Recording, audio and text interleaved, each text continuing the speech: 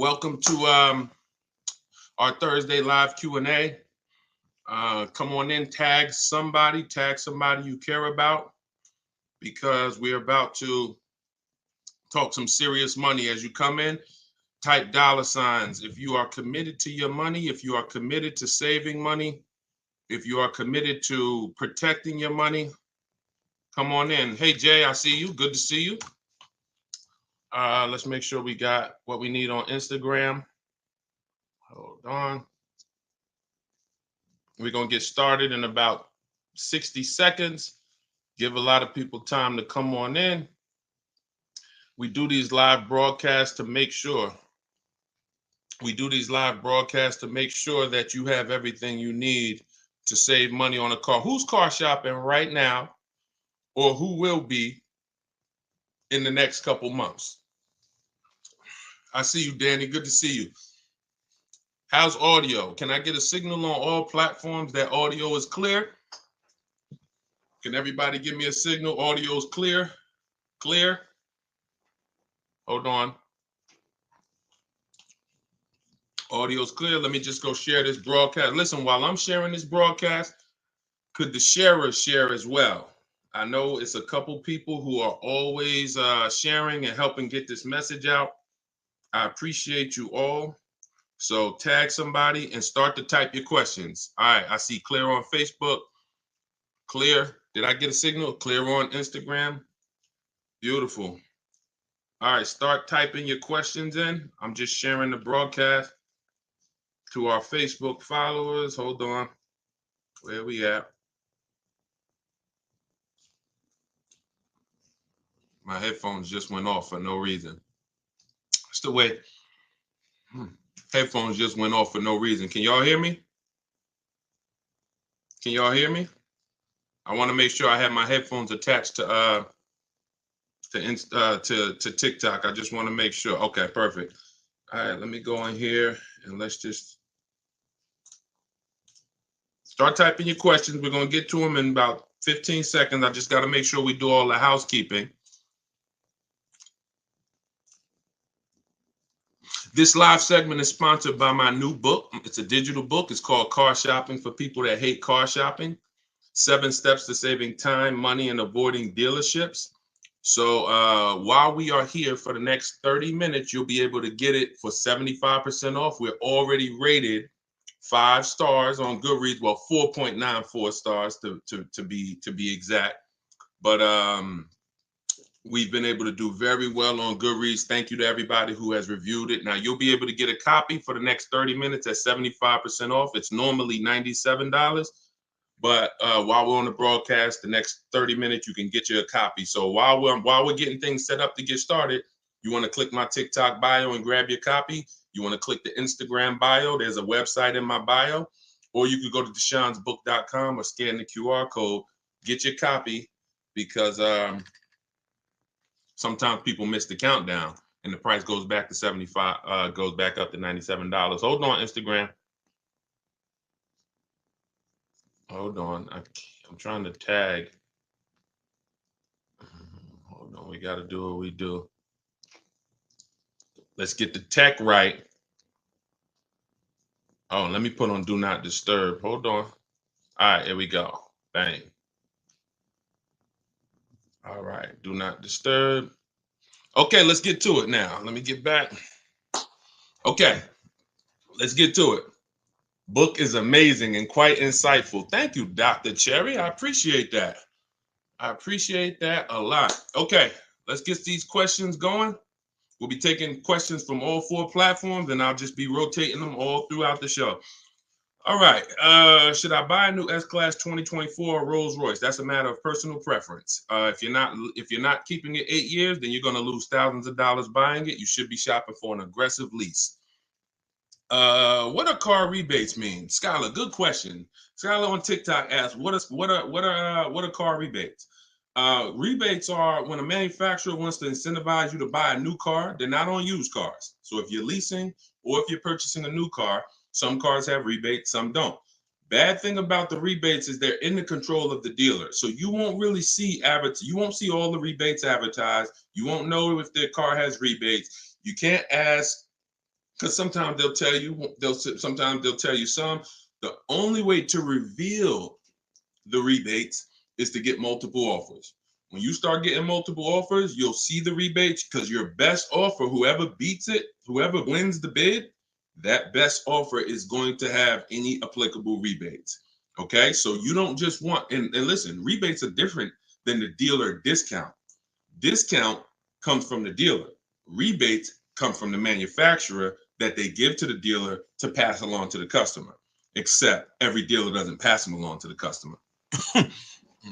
All right, let's go. Instagram, how we look. The best thing to do is, here's how you do it. When you like type your question, but don't send it until you see me answer. When I'm finishing a question, as soon as I finish it, then you send it, because then I'll be able to send it. Then I'll be able to see it. All right. All right, I see a lot of people on Instagram. Type your questions. My car was totaled and hold on, let me make the screen bigger here. Listen to this, man. I saved almost $200 a month on my lease. I love to hear that. Congratulations, Mr. Graw. I have a 590 credit score, but my pre-approval said that I have to put down 25 to 3,000. How can I not put down payment down? Hey, you might not be able to. You got to realize that, you know, I would shop another lender. Try Lend Buzz, new company, startup. The reviews are good. Lend, Lend, Buzz. If you have, you know, you try them. You got to realize any one of you could get a car with no down payment, but there's two people who can't. And that's if you have too much negative equity. If you're trying to move $5,000 or $10,000 over to another car, sometimes that's going to put you above the bank's loan to value ratio. So if you're buying a $30,000 car and you're trying to throw 7,000 of negative equity on top of that, they might look at you and say, we can't do that. You could have an 800 score. We can't do that because the loan to value ratios are too high. The bank's not going to lend $40,000 on a $30,000 car, because let's really break down real quick what a no money down deal is. That means you're financing the price of the car, the taxes, and the fees. So let's say you purchase a $30,000 car, taxes are $2,500. You got another, you know, $700, $1,000 in fees, documentation fee, and your motor vehicle fees. That puts you about 33 right there. So just about, so to finance, you can finance 33. That's under the loan to value. The bank will lend 33,000 on a car that's worth 30. Problem is, when you try to do that and then you want to slap $7,000 of negative equity on there, what you're asking the bank to do is lend 40 on a car that's worth 30. They're not going to do it. Doesn't matter what your credit is. So those are the only situations where you can't do these no money down deals. You have too much negative equity, or your lender won't do it because of the credit. Work on your credit. Follow Shonda Martin. Take your credit seriously. It's costing you. And, you know, everybody hits a bump in the road, but the key is don't stay there. Follow somebody like Shonda Martin, learn what she teaches, fix the credit, get yourself up to like a 660, 670, 680. That'll get you out of the manipulation zone. All right. Let's see. Facebook. So does your credit score matter at all? Absolutely. Absolutely, it does. If your credit score is around 730, is this a good candidate for a good lease deal? Definitely. 730, you qualify for most tier ones. 680, 690, you qualify for most tier ones. You don't have to have a 900 credit score to lease. I got to figure out, I want y'all to inbox me, and I want y'all to tell me what we could do for the people who share the broadcast and support the broadcast. Because I've been thinking about this. If y'all have any ideas, I might do a priority Q&A. I just have to, because here's the thing, y'all. I reward those that help me. I reward those. I love the people that get the book. That's the biggest thing, because I want you to learn these strategies. My book is called Car Shopping for People That Hate Car Shopping. 7 Steps to Saving Time, Money, and Avoiding Dealerships. It's a 7-step process. Doesn't matter whether you're leasing, buying, and it's a digital book. So you get your copy at 75% off. It'll be in your inbox in literally 2 minutes, and you'll have everything I teach. But inbox me some ideas of something we could do for our community of people who share. I want to reward the people who share the broadcast and who tag friends. All right. Hello. I'll be doing a purchase order through my credit union. How do I get the best price on a Mercedes? Multiple offers. Multiple offers. It's the only way to get the best price.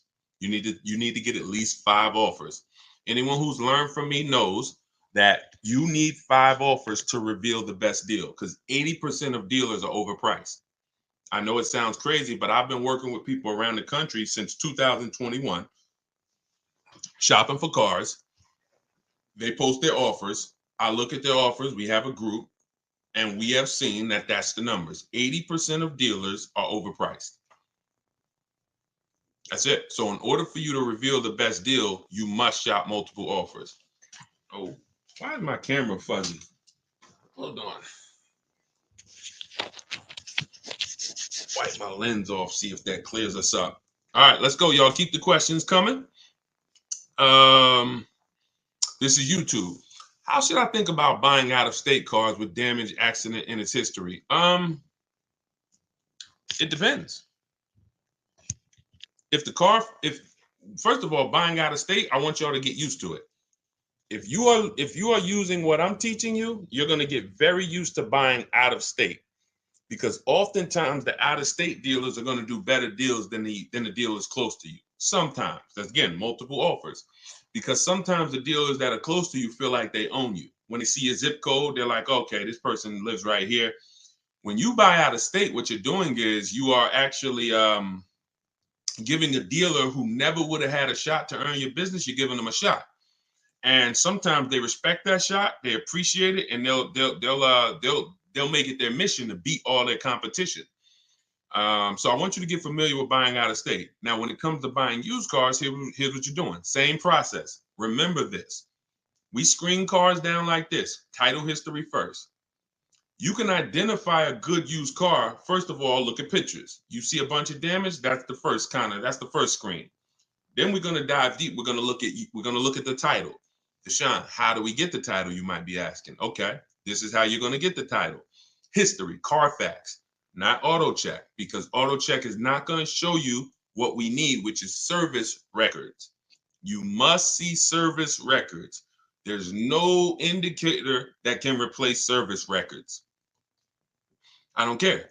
If there's no service records on that used car, consistent, I'm not buying the car. I wouldn't recommend you buy the car, because if you miss 15 to 20,000 miles of service, you could seriously have done damage to the car. So first thing is we need the Carfax. How are we going to get it? I have a secret strategy that I teach that you only hear from me. I'm going to give it to you now. When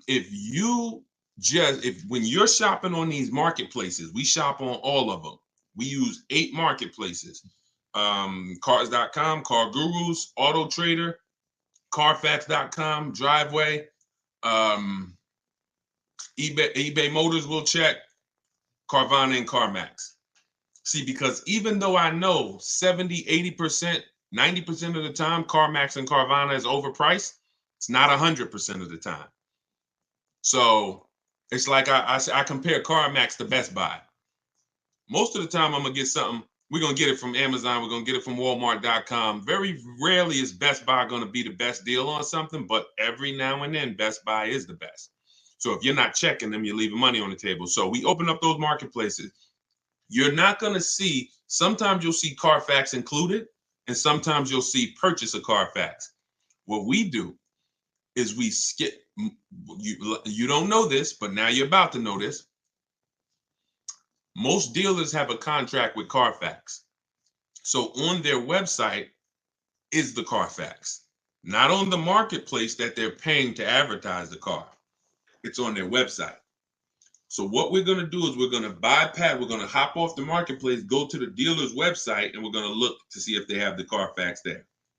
Once we get it there, we can see the Carfax. We can see if it's a frame damage vehicle. We can see if it's a X rental, if it's a salvage title. That's the first indicator. Then we move to service records. Then we look at accident history. If the accident is a couple different types of accidents, this is all in my book. If you don't want to remember this, you're like, Deshone, I don't have time. I got to go back to work. You grab your copy of the book in my TikTok bio, 75% off. As long as it's not, you didn't hit 0 yet. And in my Instagram bio, or go to DeshonesBook.com, scan the QR code. Anyway, get your book for 75% off. Be in your inbox in 2 minutes. So now we're scaling it down. And then once we look at the accident history, there's 3 different types. You're going to see something that says accident, but vehicle was drivable. That's a good sign. Because people could have a fender bender in Walmart. If the cops are called, it's going to be on the Carfax. Anything where the cops are called, it's on the Carfax. So what you have to be able to do is discern through wisdom and through understanding, is this a serious accident or was this a fender bender? If the vehicle was drivable, that means it left the scene of the accident drivable. If it says vehicle towed, red flag. I don't get those. If it says airbags deployed, red flag. I don't get those. So, those are the things. And when you do that, you'll have confidence, even if you're buying a used car out of state, and then we verify the fees. We verify what the original MSRP was, so we know what the discount is. You need to know. Look, y'all, how many people have bought a used car in their life? Type U. If you've bought a used car in your life or you plan to buy a used car, I want you to type a U. I'm about to tell you something. There's many people who are never going to tell you how to truly know a great price on a used car. This is something I created. We call this the true value percentage. The true value percentage is not the discount the dealer is giving you. It's the discount from the price when it was new. Very important. There's nothing more important. You don't have a good deal unless you got a big discount off of the price when it was new. See, the dealer could give you a discount. When I was shopping for my Infiniti, some of you know, I had 4 Infinitis I narrowed it down to. When I pulled the price of each one brand new, the one I ended up getting was $54,000 brand new, and it was a 42% discount from when it was new. The other ones, the price they were asking was a little lower, but the original price of the vehicles was also lower. One was 46, one was 48, one was 52. So if I would have bought any of those cars because the asking price was a little lower, $1,000 lower, I would have not truly gotten the best deal. The best used car deal is the one with the greatest percentage discount from the original price. That's what we do. Let's go. Keep the questions coming, y'all. Let's keep it going. We're going to try to get through as many as we possibly can. Let's go. Is cardiac reports? I'm guessing you meant Carfax reports, or should we look into other websites? Carfax is what we use. That's what I was just talking about. We don't really use anything but Carfax because when we find another report that'll get us the service records, then we'll use that too, or we'll use that instead of Carfax. What to do if you're $11,000 upside down on a 4-month-old loan? Stay in the car. Stay in the car. Cars are not made to be flipped that fast. Stay in the car. Why are you trying to get out of a car that you just got 4 months ago? And somebody told you could do that and not lose tons of money. I'm telling you that you can find a dealer. Even if you found a dealer that would shoehorn you into a car, bad for you. So you can't buy a car that quick. Y'all know who's been on here, who's seen the depreciation curve. So as some of you tune back in, and somebody, if this is your first time on a live with me, type a 1. First time. What we talk about is something that you got to understand. It's called the depreciation curve. Your vehicle goes down in value like this from the day you buy it. You buy it today here, it's dropping like this. Now, about 7 to 8 years, it starts to look like this, which means after about 7 to 8 years, the same price your car was worth last year is going to be close to that. If it was worth $10,000 last year, it's going to probably be worth about $9,000 this year, $9,200. You're not losing that much because you've outlived the depreciation. This is for long-term owners. I see all the people. Can we send a welcome to the first-time people? Everybody who's been on here, can you send a welcome to the people who've here for the first time? We got a lot of people here for the first time. Okay, everybody who's you've tuned in before, just type welcome. This is the depreciation curve. So if you are buying cars and you're switching them in this period, which is the 2 to 7 years, you shouldn't be buying cars. You should be shopping for leases, aggressive leases. Not these leases that you see on commercials. Those are not deals. But if you are like, Deshone, I want to keep my car that long, that's when you win. Who has a car outside that's been outside? They've owned it for at least 8 years. Type of K for keeper. We call those cars keepers. That's a car we're not planning to switch. We don't care about the depreciation because our plan is to use up most of the value. Y'all follow me? When you are buying a car and your goal is it's going to be a keeper, you think about the depreciation curve. That's what you think about. And if you're not going to keep that car long enough to have that depreciation level out, you shouldn't be buying it, because that's where the reward is. That's when you've won. It's not when you paid off the car. You can pay off the car in 2 years. Don't mean the car ain't losing value like this. You've won when you've made it to this part of the depreciation curve. That's when you've won. If you have no goal, Deshone, I'm not keeping a car that long, then you should be shopping for an aggressive lease. I know they told you leases were bad. They lied to you. And they lied in ignorance. They didn't know. But they talk like they did. I call it confidently wrong. We call that confidently incorrect. Dangerous. Yeah, you definitely. 2012 Ford Sports Track, definitely. Good job. All right. How do you shop for a lease anyway? Aggressively. Multiple offers. Multiple offers. As I said when we started the show, when you start shopping, you're going to see what I'm about to tell you to be true. 80% of dealers are overpriced. But we don't care about the 80%. We care about the 20% that are going to make us the best deals. And you're not going to see that until you shop multiple offers. You could do it my way. I teach to do it online. In my book, I have a strategy called the 25 to 5. This is for new cars and leases. We connect with 25 dealers online. Takes us about 20 minutes. Deshone, that sounds crazy. Yep. Because when you know what to do, what to say, and you're using my templates, which are copy and paste. First template is my initial contact, when we tell the dealers what we want.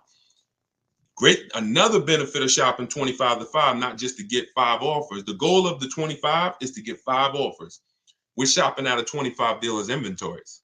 So while I'm looking for a black Honda Accord, and I'm shopping out of 25 dealers' inventories, you're looking for a black Honda Accord, and you're going into one dealer. They might tell you, oh, we don't have that one. You go into another dealer, oh, we don't have it. We're touching 25 dealers. So we're shopping out of 25 inventories. Now, once you do that, that's my way. Using my scripts, everything is online. You're not talking. You're just copy and pasting. My scripts are in my book, Car Shopping for People That Hate Car Shopping. Digital book. Down. That's another reason it can't be print. There's so many reasons why I couldn't make it a print book. Can't update it. But that's another reason. I have my scripts in there. You open up the link, it opens a document, and you copy and paste. Now, a secondary way to do it's not as effective, but it's still better than the old way of shopping, is you're going to test drive your car. Once you decide what you want, you come home and you call sales managers. Hey, can I speak to the sales manager? And you're getting at least 5 offers. I wouldn't speak to a salesman, because all they're going to do is just put you through hoops, and it's going to be painful. Speak to a sales manager, 5 offers, and then you make your decision. That's how you shop for an aggressive lease. Now, if you get 5 offers and the lease deal is over 1.5%, some of you know about the 1.5% rule. That's when you know you've overpaid. You're overpaying for a lease. That means it's a bad lease program. Couple vehicles out here have bad lease programs, and people are leasing them. You're overpaying. You're overpaying. You're paying too much for a car you're giving back. Do you ever visit car auctions? I don't. Let's go. Instagram. Can you still apply the 1.5% rule on a new build vehicle to lease? 1.5% rule is a rule that you need to keep in mind whether you lease a car you ordered or whether it's a car on the lot. 1.5% rule doesn't change. Deshone, what about if it's a Bentley? 1.5% rule doesn't change. You're paying too much for a car. Leasing is a value play. The name of the game with a lease is to drive the most car and pay small amounts of money for it. When I was leasing my 2018 Jeep Grand Cherokee Laredo, $35,000 car, I paid $330 a month. Under 1%. Under 1%. Over the course of 39 months, I believe I paid about $10,000, $9,000 and change. Just all you do is take 330 times 39. That's how much I paid over 39 months for a $35,000 car. Value play. Value play. Once you, the higher percentage you pay of the car over that lease term, the less value there is. And when you get to 1.5%, there's no value. We pass on those deals. We go pick another car. When we lease, we usually have 3 options. In my book, you'll hear me say it in these lives. I like 3 options. And if you can't find 3 options, I guarantee you, you're not going out there test driving cars. You identify one car, you're like, I like that. Go drive the competitors. Take a weekend, have some fun. Go drive a bunch of cars. You're about to make a $40,000, $50,000 decision. Go drive some cars. You know how many people have said to me, Deshone, I want that. I'm like, did you drive it? They're like, no, I just saw it. I like it. I said, go drive it. They get there and they're like, yeah, I drove it. I didn't really like it. Now think about if you would have bought that car. You'd have been like 3 months later, 6 months. How could I get out of it? So we do ourselves a disservice because we're not shopping. And I know why you don't shop is because you've been programmed to be nervous shopping. You do it what you do my way. Here's a rule you never break. Never talk numbers inside the dealership. If you remember that rule, you can test drive and be out of there in 20 minutes, never feel pressure. And then you come home and you make your deals from home. Yeah, we're taking questions from we on 4 platforms. Yeah, confidently incorrect. You like that, right? When you see somebody, that's what I call them. Speak with bold. Never lease a car. Leasing is the most expensive way to own a car. Confidently incorrect. Dangerous, dangerous, dangerous combination. Dangerous to yourself and others. All right, let's see. I got pre-qualified for a loan with Carvana. We don't use Carvana pre-approvals. Listen, this is a great question. It wasn't a question. It was just something somebody typed. Remember this term, y'all. Restricted pre-approvals. What are restricted pre-approvals? The benefit of shopping the way you're going to start shopping is you're going to see the whole market, which means wherever the best price car is, you're going to go get it. There are people who know that you're now getting into pre-approvals. They know you're now getting more savvier. So what happens is it's a new iteration of the old techniques, which is how can we limit them? In this new day and age, we're going to create something that restricts them, but seemingly gives them freedom.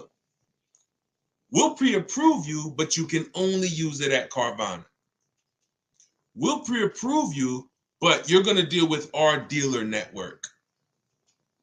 Restricted pre-approvals, they're trash. Carvana's one of them. Capital One Auto Navigator, because those of you with bad credit, you get pre-approved with Capital One Auto Navigator, and what do they tell you? Go to our dealer network. Now, that dealer network is in bed with Capital One, and they know you're sending us these bad credit people who depend on us to find them the car. It's a money play. It's not a play of, oh, let's find them the best car for the money. Let's find them a car with the biggest discount. It's like, hey, send them to us, and it's a conveyor belt. Send them to us. We'll send them out in a car. That car is not going to be the best price car in the market. So any pre-approval that restricts where you can buy is garbage. Now, what's normal is we're not going to let you buy a 10-year-old car. That's normal. Them not letting you buy a car with, 10 years old, or not letting you buy a car with more than 80,000 miles, that's different. These are boundaries, not restrictions. Boundaries are different than restrictions. Restrictions mean you're going to go deal with our guys. You're going to go deal with the guys we're affiliated with. So you don't want those types of pre-approvals. A real pre-approval, you can go and find your car anywhere. You go find the best price and you take the deal down. All right.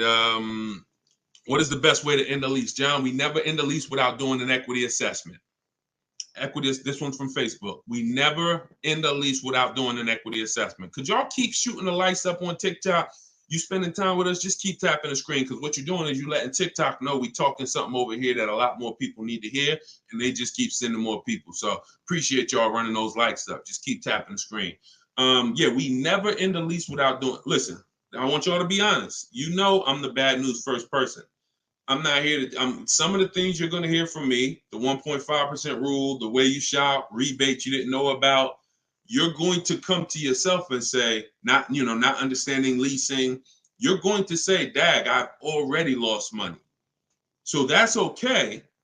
So, but it's my job to share not just the new strategies, but the bad news, so you stop doing that. Who's returned a lease, just dropped it off at the dealership before? Like, type me if you've dropped the lease off and just, either left it with them, or you just, you got a new lease from them and just dropped the old one off. Okay, a lot of people. So I'm telling you that you can never return a lease again. First of all, from 2020 to 2022, into the pandemic, we had people selling leases. I sold my Jeep, that same Jeep Grand Cherokee lease I was telling you all about. I sold it and I made $10,200. Now, during that time, prices on cars were up $7,000 to $15,000. 12 to 15 were like the trucks. If you had a truck, a pickup truck or SUV, they were worth like 12 to 15 grand more than the normal price. Cars were worth 7 to 10 grand more. So it made resale values high. Whenever a car's resale value is high, you got a high likelihood of making money selling it at the end of the lease. But you can never return a lease without doing an equity assessment again. And here's how you do it. This is step 2 in my process. In my book, it's called Car Shopping for People That Hate Car Shopping, 7 Steps to Saving Time, Money, and Avoiding Dealerships. It's step by step. Step 1 is you need to know whether you're leasing or purchasing, because that's the foundation. Step 2 is the car you have, we have to see what position. Is there any money in it? Is there any equity in it? Or is there negative equity? You can't have negative equity in a lease, but if you have a loan, you could have negative equity. So here's how you do it. You need to call the bank, see how much you owe. That's called a payoff. Don't look at your contract. Don't say, Deshone, I look on my paperwork, the residual value says this. No, you need to see how much you need a payoff, because the residual value is not going to include any payments, anything. You need a payoff. If you're going to call, you're going to ask for your payoff. If you have a lease, you're going to ask another question. Do I have a third-party restriction? There's 3 types of there's 3 types of equity assessments. One is for cash, for people who have paid off cars. If you have a paid off car or a loan, that's one equity assessment. If you have a lease, that's the second equity assessment. If you have a lease with a third party restriction, that's the third. So what you're doing is, once you get that payoff, you're now going to go to the online car buyers and you're going to get your bids. If you're new here, everything we do is a bid. That's how we save all the money we save. We're going to save more money bidding than you'll ever try to get negotiating. So when we go to the bid, we're going to CarMax, we're going to Carvana, we're going to Driveway, we're going to AutoNation, Buy My Car, Kelly's Blue Book, Instant Cash Offer, Car Gurus, Sell My Car. 6 offers. That's 6 offers. Once, if you are in the first 2 groups, you own your car, or it's paid off, you can sell to the highest bidder, no problem. If you have a lease with no third-party restriction, Toyota, Chase, no third-party restriction, you can sell to the highest bidder, no problem. If you have a lease with a third-party restriction, that doesn't mean you can't sell. It restricts who you can sell to. So you now are going to take those offers from all those bidders, and you're going to call a used car manager of the same brand. The third-party restriction means you must sell to a dealer of the same brand. Now, some of you may have saw people who were doing things, and maybe you did it. I don't recommend it. You buy the car first. This is for you with a third-party restriction, because you saw, oh, Carvana wants to pay. You buy the car and then you resell it. We don't do that, because when you buy the car, you pay taxes, you pay fees. That comes out of your profit. When you sell direct to a used car manager and we get at least 3 to 5 offers, it's always a bid, because some used car managers will pay less. Some people will pay more if they really want the car, and you sell to them, and you're able to avoid the fees. You're able to avoid paying taxes, and you get your equity. That's the equity assessment. Now, not every car has equity. I don't want you thinking, oh, I automatically have equity. But you should never, and I would never, and anyone who listens to me, you will never return your lease without doing an equity assessment. That's why, and for those of you who don't have a lease, when you do your equity assessment, here's what you're eliminating: a word that I never want you to use again, the word trade. We don't trade. We get bids for everything. Because when you trade, you're not getting the maximum value for your car. You're not getting it. You don't get the maximum value when you trade anything. you take a little less because you want whatever they're selling. So hey, I want that bike. Yeah, I give you my lawnmower. You give me the bike. It's because you really want the lawnmower. It's not because you're trying to get the most money for the bike. So we don't trade. That's the equity assessment. Now that's also what you do. Who's in a car right now and you're thinking about you want to get out of it? Who's in a car right now and you're like, Deshone, I think I want to get out of this. I'm thinking about it. Right? All right. I see you, Tommy. All right. Keep the questions coming. We got a lot more questions we're going to answer. I see you. Okay. All of you who are typing me, I see you, Ty. Okay. Blue faces. I see you. So you got to understand the first thing you do once you decide whether you're keeping your car 8 years and you're going to purchase, or less than 8 years you're going to lease, the next step is equity assessment. Because your equity assessment is going to tell you if the car you're in, can you make money on it? Do you have money, which means I could get out, I'm in a good position, or are you in a negative equity position, which means that's going to slow down or that's going to affect the way I could get out of this car. So the equity assessment's always first. All right, let's go. Keep them coming. All right, Ty said, how can a new car allowance help when you have negative equity on a vehicle you want to trade in? When you say a new car allowance, what do you mean by that? I don't understand what you mean by that. How can a new car allowance help? I need to ask you a question offline. I don't do DMs. This is it. We got 2 million followers. God bless you, but I don't do one-on-ones. I don't do DMs. I work with groups.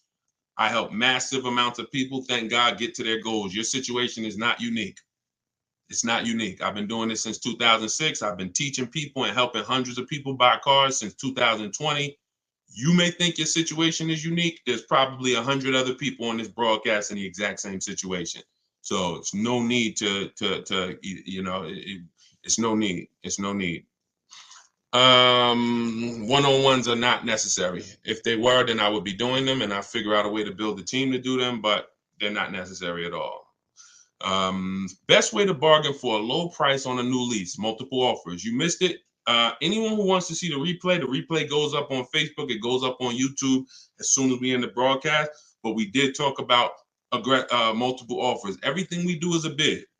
Oh, y'all killing it. All right. I see the likes flying up on TikTok. Appreciate y'all. Keep tapping the screen. Shout out to the sharers. Everything you do, when you say, Deshone, how do I get a great deal on the price of this car? You get multiple offers. That's always the answer. You're going to save more money getting multiple offers than you'll ever save doing one-on-one with a dealership. Ever. That's how we're able to say it. Like, look at Charles. So Charles just leased a Palisade. Now, one thing about Charles is, I'm showing it on the screen too. So again, if y'all, if you're watching the rebroadcast, you can see it, or depending on what platform you're on, you can see it. He picked up a Palisade. The Hyundai Palisade is probably top 10 most popular SUVs, especially all through the pandemic. People were paying. Some of you might have one. You might be like, Deshone, I could be honest with you. I got that vehicle, and I know those things people were asking $5,000 over sticker for these, $10,000 over sticker for these. He got a $48,000 one, and he's paying $597 a month. $597 a month. He said, I reached out to 35 Hyundai dealers. He did it my way, so he's at home. He's using what's in my book. For those of you who just jumped on, my book is called, it's my new book. It's called Car Shopping for People That Hate Car Shopping, 7 Steps of Saving Time, Money, and Avoiding Dealerships. For the next 30 minutes, you can get your copy at 75% off as part of our launch. Click that picture of me on TikTok. Click that website. Before the timer runs out, you can get it. It's normally $97. You can get it for $24. It'll be in your inbox in literally 2 minutes. Same thing with Instagram. Go to my Instagram bio, get your copy before the timer hits 0, and the price goes back up to $97. So what he did was he used the computer route. He said, I connected with 3,500 Hyundai dealers. I got 10 quotes back. The offers range from 1.23 to 1.6. What I always tell you, if you shop correctly, when you get multiple offers on a new car or a lease, you'll always see a $3,000 to $5,000 difference. And if you're shopping for a luxury car, it's the same way. You'll see a bigger difference. Some of you were on, I showed Kimberly's deal on her Maserati, where she saved 20 grand on her brand new Maserati. So he said, I'm a high mileage driver, so he's very price conscious. Made the decision, and look, 48,000, he's paying $597 a month. Now, what I always say to high mileage drivers is, once you shop your offers, you shop them with 12,000. And then once you identify the winning dealer, you adjust that mileage with that dealer. If you need 18,000 miles a year, if you need 20, you adjust it. Once you identify the winning dealer, you say, hey, please work the deal with me for 20,000, and you just pay for the additional mileage. And he's probably going to leave out of here with his additional high mileage at probably still under 700 a month. When people are driving this same car paying 900 a month, because a $48,000 car, some of you know, every $5,000 is $100 a month. So that's about $1,000 car payment for people who are buying a Hyundai Palisade before they put their money down. $1,000 car payment. He's paying $597. All right. Deshone, thanks for what you do. Appreciate you, Mopar. Thank you. I love this, man. I absolutely love. And you know what? I get excited about people who are excited about their money. That's what I get excited about. People who care about their money, who are going to show up, people who are I connect with people who are into financial literacy, who are about saving money, who are about learning new techniques, new ways to do things. People who are out there shopping like this is 1990. What results do you expect to get? So, all right, let me put the banner back up. For those of you who want the book, you can scan that QR code, and let's keep the questions rolling. Let's go. Let's go. I'm trying to get through. I'm rotating through all the platforms. So when y'all hear me ask a question, as soon as I finish answering it, post your question so it'll pop up so I can see it. Would you purchase a car older than 10 years? Only if I'm paying cash for it. I have something in the book called The Rule of 72 and the 10th Birthday. Some of you may have seen the videos. The video on the Rule of 72 and the 10th Birthday means we never take a loan over 72 months. It's a 6-year loan. You're asking for a lot of risk. You're going, a 7 or 8 year loan, that's like a 40-year mortgage. A 96-month loan, that's like a 50-year mortgage. We won't go more than 72, but we also have to have the car paid off by the 10th birthday. That's why it's called the Rule of 72 and the 10th birthday. So they work together. I'm not going to take a loan over 6 years, because if coincidentally, when I see people who have problems with cars, the car is usually older than 10 years. When I see people who can handle those problems, cars usually paid off. When I see people in danger of losing those cars, car usually has a loan on it. So if you still have a loan on the car and it's older than 10 years, you've asked for trouble. So whenever you're doing your loan, you take the age of the car, and you add it to how many years the loan is, and it shouldn't go past 10. So if you're looking at a 5-year-old car, you could do a 5-year loan. If you're looking at a 4-year-old car, you could do a 6-year loan. If you're looking at a 3-year-old car, you could do a 6-year loan, not a 7, because we don't go past 6. 72 is the longest loan we'll take. Now, if you're looking at a 6-year-old car, 4-year loan. If you're looking at a 7-year-old car, 3-year loan. Now, if those principles don't work for you, it's because you can't afford the car. You might say, Deshone, well, I can't get that car in the payment I want. You're only buying it that old because you're trying to get it in a comfortable payment. But the older you buy it, if you're going to still take a 6-year loan on it, that's a sign of affordability. You're buying too much car you can't afford. So again, you feel free to do what you want, but I've seen enough people get in trouble with no boundaries on how long of a loan they're going to take or how old of a car they're going to finance. And my job is to create boundaries for you. And at least if you break them, you know you're breaking a boundary. God bless you. I hope it works out. But if something happens, you have nobody to blame but yourself. All right, Tiny, thank you. Just bought the book. Appreciate you. All right, this is YouTube. Good afternoon, Deshone. I'm trying to lease the new Santa Fe Calligraphy. I have an 800 plus credit score. What should my payment be? Well, we always estimate when we look at a car, we use the 1.25. That's what we do. We take the MSRP of the car. If you're trying to see, can I afford this car to lease it? The first thing we do, hold on, why does Outlook keep coming up? Let me open my calculator. First thing we do, because for us, what I teach is a 1.25% deal on a lease is the target. If the lease program is not as aggressive, then as long as I can get under 1.5, I'm still getting a really good deal. If it's under 1.25 when I get all my bids, it's because it's a really good lease program. And if it's under 1% when I get my bids, it's a great lease. We call that a steal. That ain't even a good deal. That's a steal, under 1%. The 1% lease rule has been around for decades. So what we do is if we look at the MSRP of the car, we want 48,000. Multiply that by 0.0125. That'll give you 1.5%. That comes out to 600. So if 600 with no money down, this is when we shop our lease offers, we're always shopping them with no money down.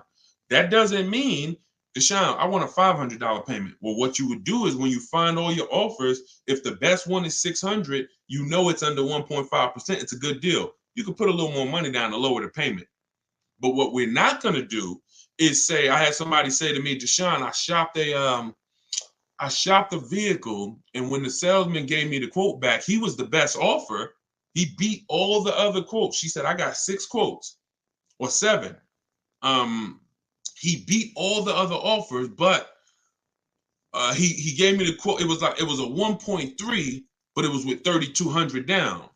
I said, that's not 1.3. I said, what is it with 0 down? First month's payment total out of pocket. She said, oh, it went up to like 1.6. Then it's 1.6.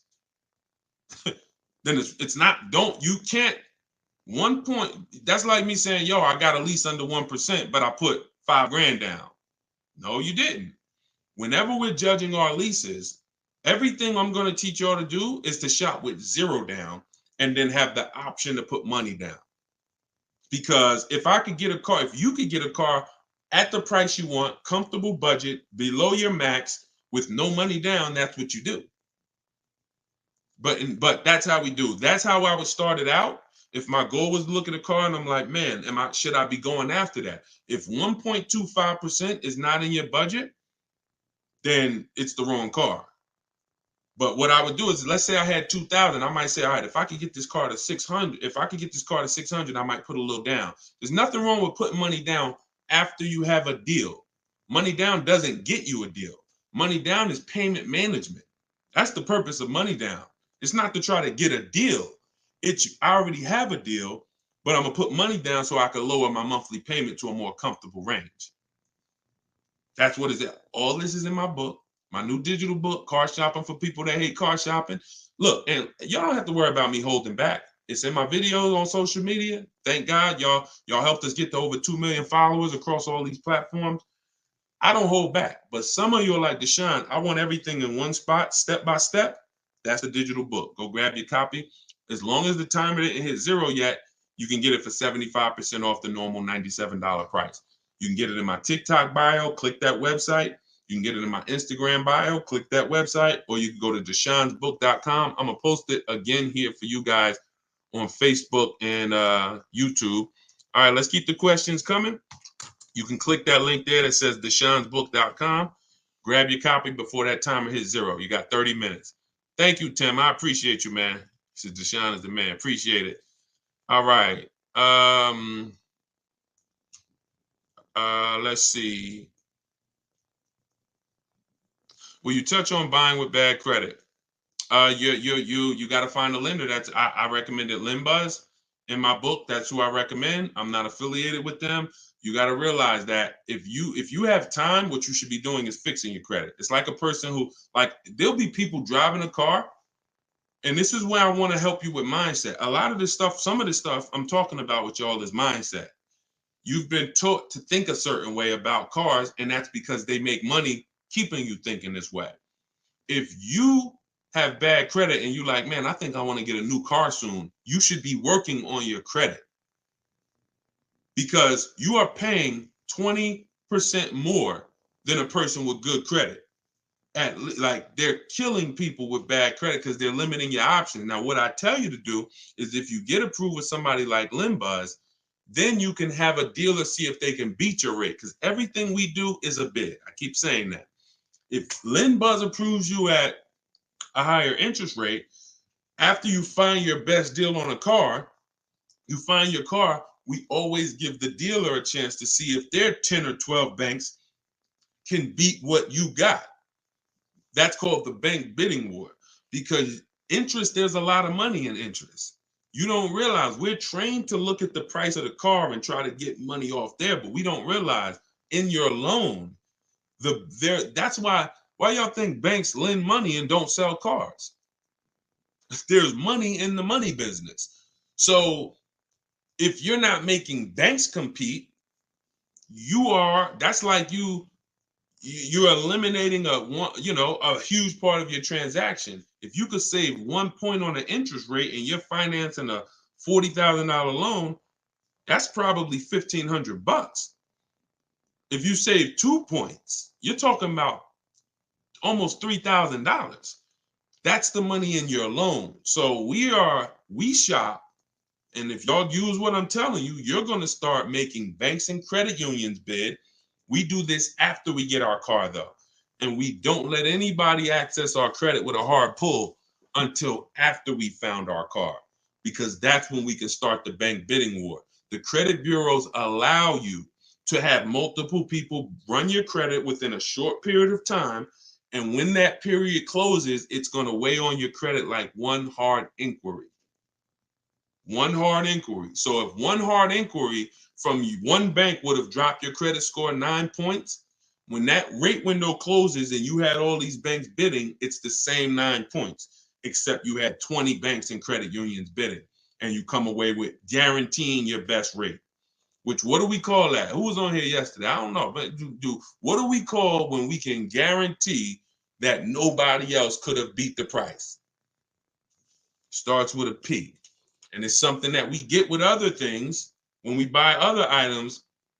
But when y'all do it like this, you're going to be able to get it with a car. Let's see if anybody knows from yesterday. We might have a bunch of new people on here, so I don't want to assume. It's called price assurance. Price assurance. Price assurance means you guarantee, not you hope, not you driving down with your new car and you saying, oh, you think we could have did better? You think I should have asked them? I should have asked them for like another $500. You don't have price assurance. Price assurance means I guarantee nobody could have beat this loan. I got the lowest interest rate. I guarantee nobody could have paid me more for my old car. I got the highest bid.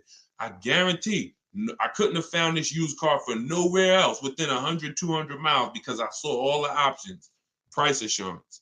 When you use this, you're going to have it. When you use the bidding system, stop negotiating and start making people bid. All right, let's go. Jeff said, don't trade. Call the lender to find your payoff, then get offers from the sites that pay cash for cars to see how much negative equity you have. There you go. Way to go. Oh, see, all right, that's Jeff. That's YD. He's talking to Jeff. I guess you asked. See, that's what I like. When we start getting a community of people that know these principles so well that y'all can help other people coming into the community, that's when we really, really starting to penetrate this. So appreciate that. Appreciate that.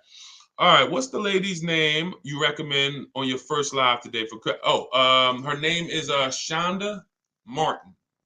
Shonda, she's on every platform, and her company is called Road. Her brand is Road to 750 Plus.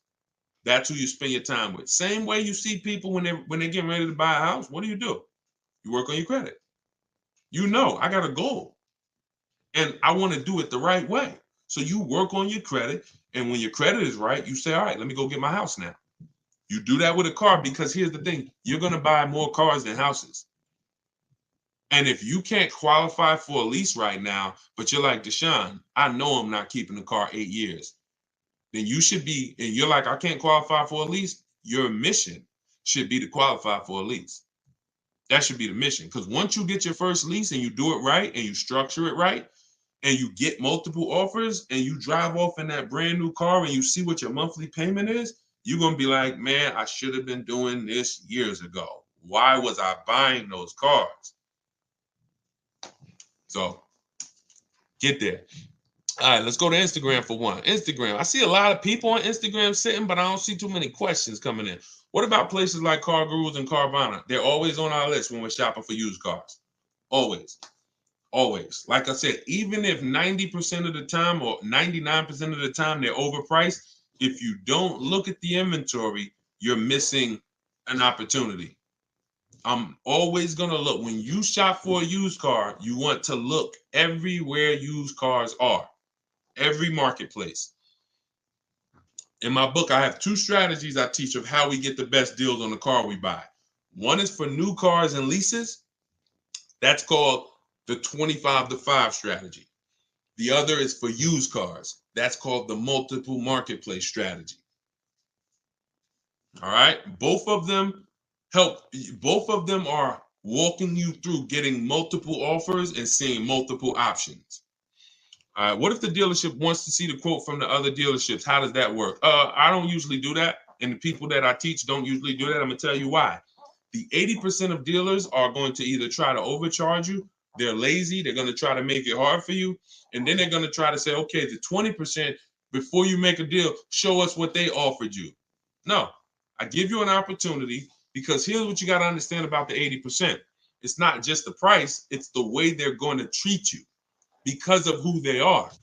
They don't want to compete. They don't want to compete.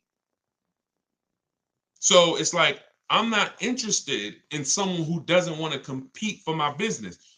What business can we start, y'all, where we don't compete? I know in my business who I'm competing against. I'm willing to compete. I'm willing to say what I have is better than what anyone else has. If you don't want to compete, I'm not interested in working with you.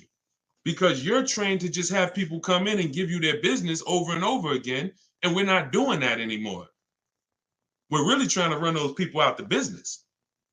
That's what we're really trying to do. Holy Spirit, help us. We run those people out the business. They shouldn't have jobs. All right. Hold on. You got to ask your question, everybody, in one shot. You can't do like multiple questions or piece it together because I can't see it like that. My daughter needs a new car but don't have credit, so what should she do?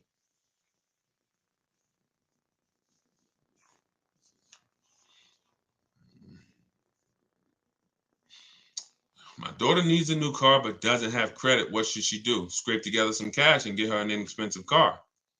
I needed a car. I didn't have credit. My first car was a $500 car. Transmission went out. She should be looking on Facebook Marketplace, saving up some money to try to get a car. Walking into a dealership like a lamb, coming in, oh, I have no credit, but I need a car, and you got sharks and wolves looking at you. Yeah, they'll put her in a car. But when you see those numbers, that car is going to follow her for years and years and years. So it's just like, look, y'all, I think, and we can hear this, that car buying has not been taken seriously. And that's what has caused the problems that we are trying to fix at this point. You don't take listen, there's no other transaction that has the magnitude, price wise, of a car that people don't take serious. Only cars. If I told you you could start a business, even if it's a business you wanted to start, but it's going to take you $5,000. How serious? On a scale from 1 to 10, 1 being I'm going to do it in a weekend, 10 being I'm going to take it extra serious. How serious are you going to take that? Just $5,000. You can start a business that you want to start. How much research you going to do? How much due diligence you going to do? How prepared are you going to try to be? Scale from 1 to 10. 1 being I'm gonna do it like I do, and 10 being, yo, I'm gonna take this joint serious. That's $5,000. I don't want to lose that. Most of you would say, right, almost 10. Cars, they programmed you. to think, oh no, this is a one. Don't take it serious. You don't need this. All of that extra stuff, having strategy and like understand, you don't need that. That's the problem.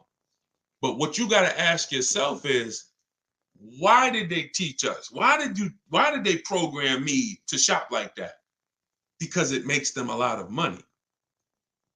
You not taking car buying seriously? You thinking, man, I could come in, I could do this in 2 hours. You at the grocery store in 2 hours. You spent $250. You at the car dealership for 4 hours. You spent $40,000. So all I want you to do is slow down, have a strategy, plan, and make the right move. And if you care about your money, this is gonna make sense to you. If you care about your money and this is making sense to you, type $signs. If what I'm saying to you is making sense, type $signs. I appreciate it. Shout out to everybody sending gifts. I appreciate it. You're my favorite low-income streamer. I don't even know what that means, but I'll take it. I appreciate it. All right. Do you accept 1099A for purchase? Now, listen, y'all. Somebody just asked this question. I'm going to put it up on the screen. Appreciate it. I see a lot. All right. A lot of you getting value out of it. Check this out. First of all, before I answer this question, I'm going to put it up on the screen, and then because some things we got to call out. I need y'all to recognize them because they're viral. When we start talking about things that are viral, that have millions and millions and millions of views, we got to put those on the screen so that just the people on here could understand what's happening. Before I answer this question, those of you who just came on, this whole show is sponsored by my new book. It's a digital book. It's called Car Shopping for People That Hate Car Shopping: 7 Steps to Saving Time, Money, and Avoiding Dealerships. It's a 7-step process. It's step by step. And the way I have it, it's a digital book. So you are not reading something that doesn't apply to you. If you're going to buy your car and keep it long term, I'll walk you down a path. You're not reading about leasing. I don't want you having to read over leasing to get to the information about purchasing. So what it is, it's like if you remember Mario in the warp zone, you warp and it'll take you here. You get to a section in the book and I say, if you're keeping your car 8 years, click this link and it warps you to that section. If you're keeping your car less than 8 years, click this link. It warps you to that section. Another reason why I couldn't do a print book. So some of you who've been on here, I've talked about several reasons why I couldn't do print, but I want to update it. We use real-time websites. You use my scripts. If I wanted to change anything and I had 100,000 books out there in y'all hand that y'all were using, yeah, it'll work until something changes. And then I got to rewrite the book. All right, y'all. Then you'll be on a live with me a year from now. And I'm like, all right, so this changed. So now I got volume 2 of the book. Go get that. So with a digital book, we can update it and you can get your copy for the next 30 minutes for 75% off as part of our launch. But once the timer runs out, it goes back up to $97. So go to my TikTok bio, get your copy for 75% off. You'll see a website there in my bio. Click it and then hit that button that says get 75% off. And then the same thing in my Instagram bio. Click that website and then get your copy for 75% off. And if you're on Facebook or Instagram, click scan the QR code on the screen, or you can go to deshonsbook.com. All right, let's talk about this 1099A purchase. So as far as I understand, and I don't claim to understand everything about this, but here's what I think I understand. There's this particular thing that allows you to purchase cars somewhat free. Is that true, Sean Patrick? Is that true? I've heard that with a 1099A or something, you're able to like purchase cars and somewhat free. I've seen this, so I don't know if that's what he's talking about. But I've actually seen people that say you can go on with this 1099A and you can leave with a car. Why don't we see people that are doing this?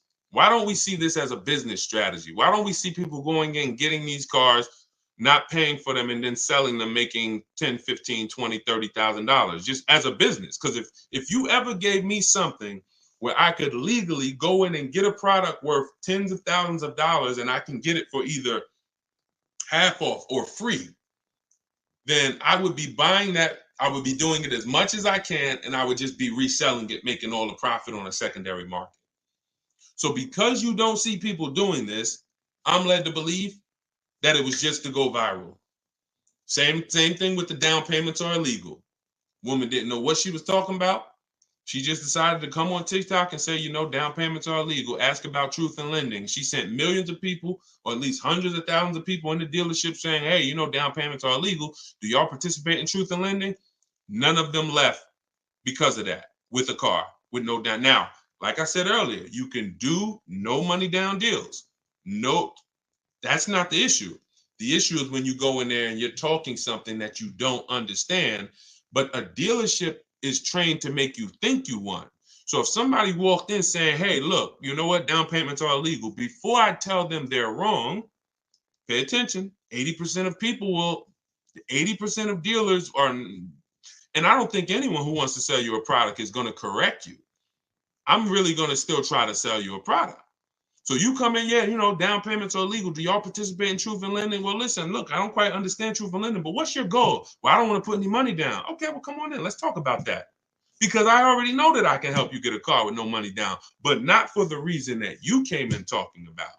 And then those of you with negative equity, as I talked about earlier in the broadcast, you're not leaving with no down payment if you got a bunch of negative equity, because it's too much of the, it's too far above the loan to value ratios.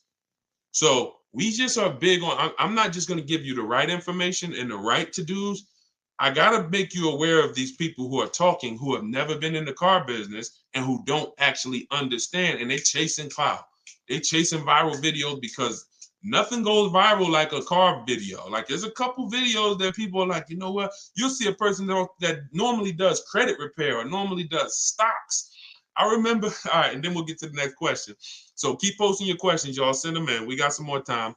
But I remember I was, oh my God, this dude I was watching, and he's got a big following, right? So this guy teaches people how to flip real estate. And he's a course salesperson. And God bless him, because one thing I can say about him, when it came to the real estate, he had a lot of people that he was teaching. See, I'm big on, if you're a great teacher, your students get the results. You're not a great teacher if your student, when you see a teacher with no students, you ain't a teacher. You just you like hearing yourself talk. If your people who listen to you don't get results, you ain't no teacher. But so I respect you from real estate. Now he said, here's what's coming, y'all. The community is growing, but I got a lot of new things coming because I see it's a lot of new things we need to talk about. He named like 5 things, and he said, car buying course coming soon. I said, my God, and they gonna believe him. He knows that you never been in the business. He might have bought 4 or 5 cars. So we got to be careful here, y'all. We got to be careful because there's a lot of people buying bad information that's going viral. So, all right, let's keep it going. Just got my book. Thank you, Purple Grow. Enjoy it. Use it. Use the book and win. And DM me a success story. Shout out to everybody that reviewed the book on Goodreads.com. We're not on Amazon. But we do have a 4.94 review. I'm putting it on the screen. We got a 4.94. We got 31 ratings, 27 reviews. Thank you to everyone who's reviewed. And if you got value out of the book, if you loved it, when you get your deal, please go to Goodreads, go to Goodreads.com, tell us about it so that we can help more people find it. All right, let's keep it going. I need a Toyota Tacoma. Can you help me? I can teach you to help yourself. I don't fish for people. I teach you to fish. All right, I just got your new book. Now, could you give us info about repairing credit again? Mark, go to Shonda Martin. Type in Shonda Martin. Can somebody type her name? Because I know it's somebody on here that knows Shonda. And you just listen. You see how I am with cars? She's like that with credit. She's like that with credit. She'll do lives. The way you know somebody knows what they're talking about a subject is they could do a live with hundreds and hundreds of people and just take questions, and whatever question comes, it's like not stumping them. That means they've studied. That means they've been in the game. They've done seen too many things. And when I saw her do that, about maybe 3 years ago. And I said, everybody I know, I'm sending to this girl because she deserves it. And she has just hundreds, if not thousands of people that have used her strategies and have, gotten their credit up. All right. Let's see. We'll go for a couple more minutes. Did you already answer the question about finding a lease without money due at signing? D, all you do, this one's from Facebook. All you do, D, is when you shop your lease offer, this is for everybody. When you shop your lease offers, you are cut. Look, who was taught when it comes to leasing, they limit you on the mileage. Type me. If you were taught with a lease, they limit you on the mileage you can drive. If you were taught with a lease, here's another one. You have to put money down. You might have saw these commercials. Now, like I said earlier, and that you'll always hear me saying, you tell everyone you know, those leases are not deals. Those are packaged profit offers where the dealers make a good amount of profit. Those are not deals. Like, for example, any deals you see me show from people, when you get your lease deal using these strategies, you're going to look at your lease deal and you're going to look at the commercial and you're going to be like, dang, this deal I got is like 3,000-4,000 less than that. That's a deal. Deals are not advertised to millions and millions of people. So when you go, so you've heard they limit you in mileage. You've heard you have to have a down payment. None of it is necessary. You choose your mileage on a lease. So if you drive 15,000 miles a year, you can get a 15,000 mile a year lease. Some of you heard about the gentleman I met when I was at Hyundai for 6 weeks. I was a manager, and he was the first one that exposed me to a high mileage lease. Gentleman came in, he was returning his Hyundai with 75,000 miles on it, almost 75,000. I said, you lease this? He said, yeah, I do a high mileage lease. So I used to buy cars, and he explained it to me because he was a salesperson, not a car salesperson. That was his business. And he was like, I used to buy these cars and I would take out loans, and then I always had negative equity. So I'm like, wow. He said, now what I do is I pay like maybe $150 more, $175 more. I get a high mileage lease. I come back with 75,000 miles on the car, almost, and I get a new one every 3 years. I'm not losing all that money because high mileage drivers, y'all are losing a ton of money. Goes back to the depreciation curve. It looks like this for the average driver. This is how your vehicle's depreciating. High mileage drivers, 20,000 miles a year, it's like this. You're destroying your value. So after 3 years, the value of your car is here. You've destroyed it. So what you got to do is learn about leasing. So you got to learn about leasing so you can stop doing this. So you are going to shop your lease offers with only first month's payment total out of pocket. And you're going to now shop it with 12,000 miles a year. That's the average miles. That's how you get all your offers. You tell the dealers how, from now on, you are going to tell the dealers you talk to how to present the lease offer to you. You're not going to let them, you're not going to say, work me up a lease. Show me what a lease looks like on this car. You are going to say, work me. You're going to pick your car. We always build our car before we get our lease quotes. We like to go online, build it so we know what the equipment is that's in it. And when we decide that car is in the running, we're now presenting how we want the offer presented to us. First month's payment total out of pocket, all taxes and fees in the payment. And then we're able to judge and see, is it 1%? Is it 1.25%? Is it over 1.5% when we get all those offers? So don't worry about down payment. What you were taught about down payment, then I have to have a down payment, throw that out the window. Throw that out the window. Can my young adult daughter lease with only 90 days on the job? She has great credit. It's a great question. There's no hard rule. There's no hard yes or no to this, y'all. Even with credit, it's very because it's more about profile. So they're going to look at the profile of they look at your profile, not just your score. Profile has, like she just said, how long I've been on the job, part of the profile. How long we've been at the address, what our bills look like, how what our debt looks like. Or when they pull a credit, oh, she had a lot of revolving debt, a lot of credit card debt, even though she got a high credit score. So these are all profile things. The job 90 days, that's going to be tough because it depends. Because listen, somebody can have a salary job. Somebody can have a letter from their job that says, hey, we've put them on a salary and they're going to make X amount per year. Even the type of job the bank looks at, having a 90-day job at a job that could be lost easily is different than having a 90-day job. Now, did she have a job before, or is this her first job? Because if she had continuous income, she might have a better shot. That's tough though, but I go for it.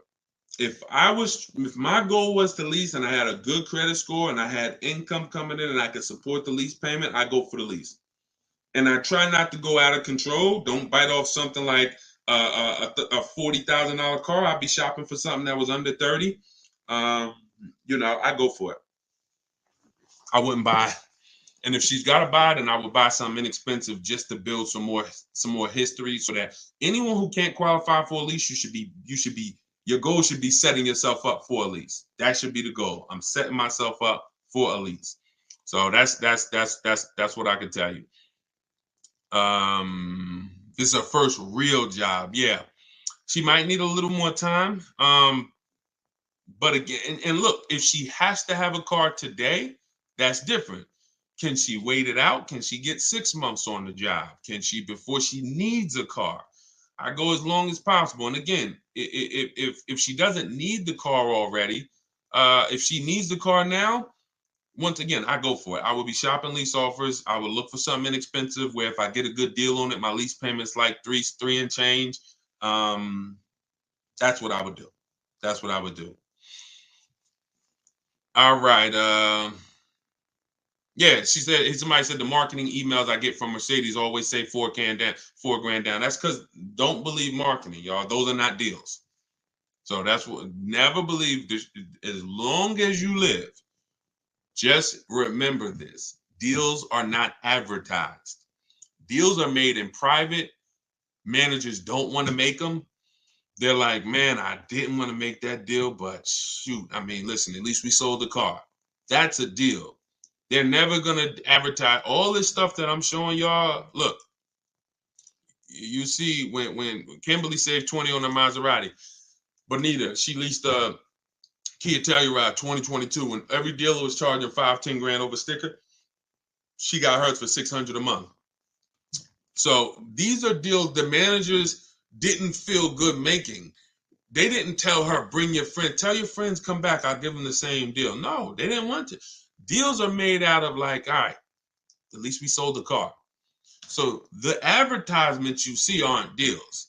The advertisement you see, 100 of you could come in and ask for that. If they got enough cars, they'll gladly give you that because it's not a deal. So, all right. Okay, y'all. Listen, we went for about an hour and 20 minutes. Listen, you know what, we'll be back. I'm working on something. First of all, just so y'all know, in case you just jumped on, everything that I'm teaching you, you'll see it in my free videos all over social media.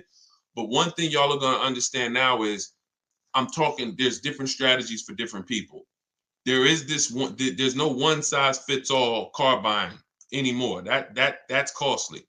So when you actually get custom strategies for your situation, you're going to save money because it's made for you.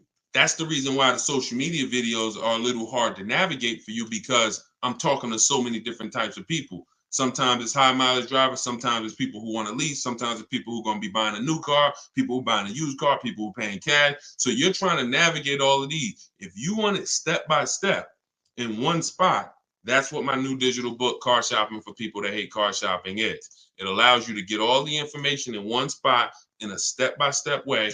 And as part of our launch, we're doing 75% off. It's normally $97, but you can get it for 75% off for 30 minutes, as long as you didn't miss the timer.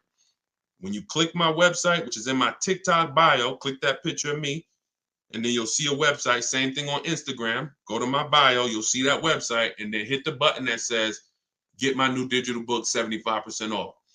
It'll be in your inbox in 2 or 3 minutes. You can start using it. You can start winning with it. If you're on Facebook, I'm going to post this link one more time for you guys on Facebook and YouTube.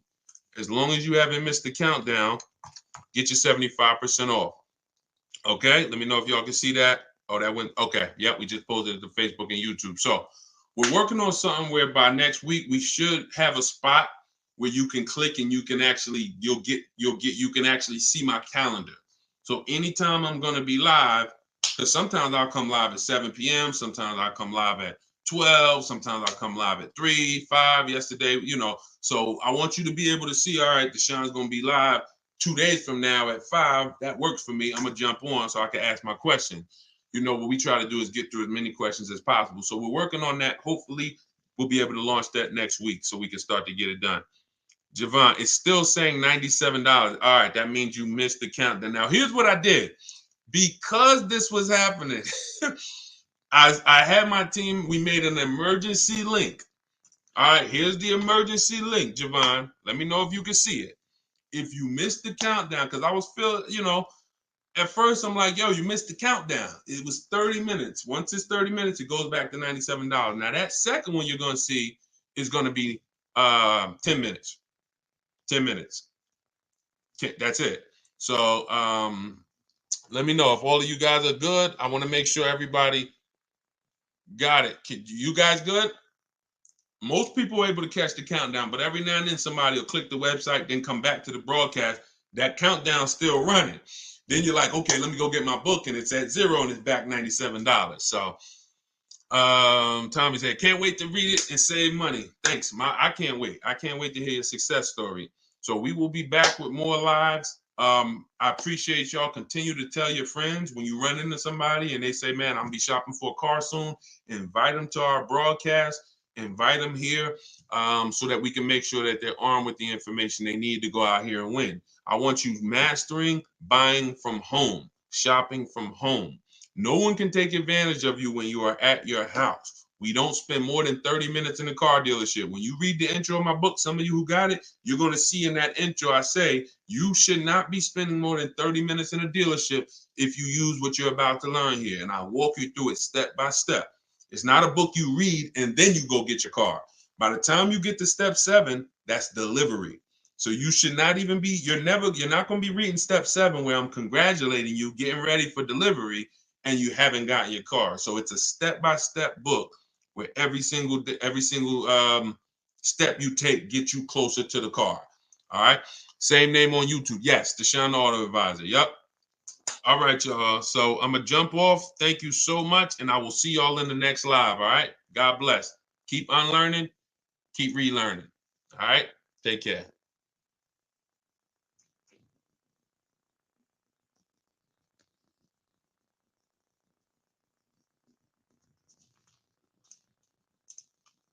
Car shopping in the next 12 months, type me in the comments. If you are car shopping now or in the next 12 months, type me in the comments.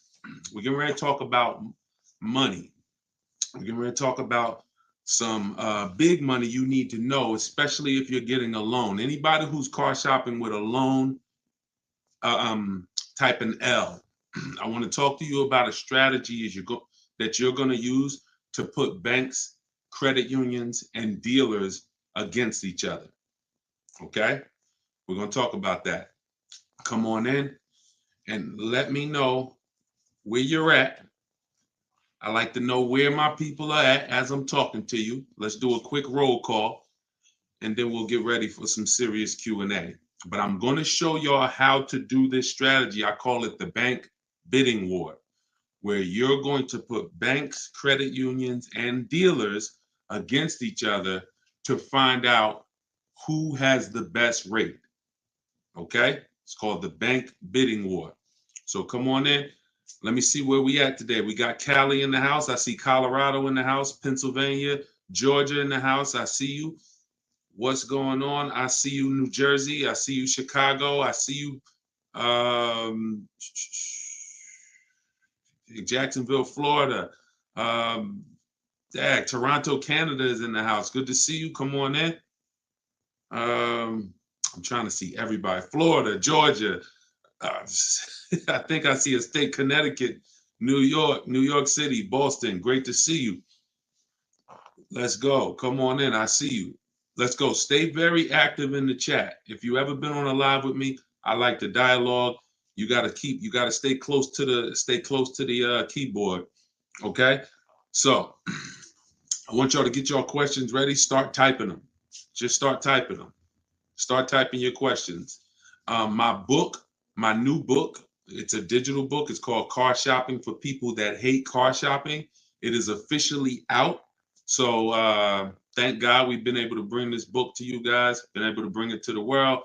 It's already rated 4.94 on goodreads.com. We got 31 reviews. So everybody, while you're watching, you can get a copy immediately for 75% off as part of our book launch. So all you do to get yours, you won't leave the broadcast, is go to my TikTok bio or go to my Instagram bio. If you're on Instagram, click the link and get your copy. You'll see a button there when you click the link that says 75% off. And if you're on YouTube or if you're on Facebook, scan the QR code or go to deshonsbook.com. Get your book 75% off as part of our book launch. All right. And make sure you review it. I love the reviews. Thank you to everybody who's reviewed it. All right. Do they all have to run your credit or is it a separate hit? Nope. When you do this right, we're talking about what I call the bank bidding war. Who's ever wondered if they really got the best rate? Be honest. Who's ever wondered if you've ever got the best rate? Can y'all shoot the likes up on TikTok? Just keep tapping the screen. We already running the likes up. What I'm about to tell y'all is how you never wonder, okay? Bids. We got to go from dealing with one person to getting bids. And here's how it works. There's something called the rate window. The rate window is a particular period of time where the credit bureaus allow me, to have multiple banks and lenders access our credit to give us a loan. Within a certain period of time, it's only going to weigh on our score like one hard inquiry. So if you have successfully shopped your rate, you've gotten 10, 15, 5, 20 banks to run your credit so that they can give you their best loan offer, but you're doing it within that window. So here's how you do it. You don't go into dealerships and just let them run your credit. What you do is you're going to go find your car. And once you find your car, you are going to lock up your car and you are going to then allow banks and credit unions to access your credit. See, there's banks and credit unions are playing a game right now. They're playing a game with us. But we got to know what this game is. They want to throw around these pre-approvals, but most of them are restricted pre-approvals. Restricted pre-approvals, which you never want to use, are pre-approvals that tell you who you can shop with, that tell you, go shop here. Give you an example. Capital One Navigator may say, well, you're approved, but you have to deal with our dealer network. We don't want to deal with a dealer network. I see y'all running the likes up on TikTok. Could everybody hit the share button and share this with one person? I guarantee they will thank you. Guarantee they'll thank you. So shout out to the sharers. So when we don't ever want to, the whole purpose of getting a pre-approval or even really getting your best deal on a car comes from when you can shop wherever you want to shop. It's like ShopRite. You walk into ShopRite and they say, oh, you can only shop here. You can't check Stop and Shop, can't check Publix, can't check anywhere else. You only can shop here. Well, what if y'all overcharging? Then that's the same thing when we deal with some of these restricted pre-approvals. Carvana, they'll pre-approve you and say you're pre-approved to shop with Carvana. So our competition, oh no, we ain't gonna let you shop with them. We don't pre-approve you for that. Same thing with CarMax. Same thing with all of these websites that tie you to a particular place for you to shop. We don't want that. Okay. And so you can't depend on any of those things. Here's what you do. You can Google, because the only purpose of getting a pre-approval is for budgeting. And for those of y'all who are connected to me, I actually am going to release a calculator I created. It's called the Perfect Budget Calculator. It's an online like software, and I'm actually going to release that to y'all in a couple days. So if you are not subscribed, if you're not subscribed on YouTube, if you're not on my email list, if you're not connected to this community, you are going to miss it when I release this in a couple days. It's going to be absolutely free. It's something that our members use inside Cars from Home University. It's something that you'll see inside my book if you have it. It's called the Perfect Budget Calculator. So the reason why you get pre-approved is so you can budget. Just like with a house. You go get pre-approved and then you go find your house. You don't know how much you can spend until you get pre-approved. But the games that these banks and credit unions are playing, y'all, is they're trying not to give us a pre-approval. They're really trying to get a hard pull and get us locked into a loan with them. That's really what they're trying to do. Some of you, have any of you ever tried to get a pre-approval and they told you we need the car first? Right? Has anybody ever tried to get a pre-approval and the bank or credit union said, we need to know the specific car to pre-approve you? Right? Orlando said, yep. Tracy said, yep. So think about how backwards that is. That's like if any of you own a home, you know, when you go to get pre-approved for your mortgage, that'd be like them telling you, go find a house and then come back and get pre-approved. Well, that doesn't make sense. But with cars, that's what they're trying to pull. So we don't ever want, remember this, y'all. Remember this as long as you remember anything. Never let someone access our credit until we've already found our car. See, if you stick to that rule, then you're never going to open up the rate window, because the minute you find your car, that's when we go into the shopping part. That's when you find your car, you lock up your best deal, you are bringing that paperwork home. That's called a buyer's order. You're going to bring that thing home and you're going to call your bank, call your credit union. You're going to go online, type in auto loans online. Lightstream is a company called Lightstream. It's Community Credit Union. Any of these people you can find online, it's game time. It is time for them to bid, and you'll already have your car, so there won't be anything stopping you.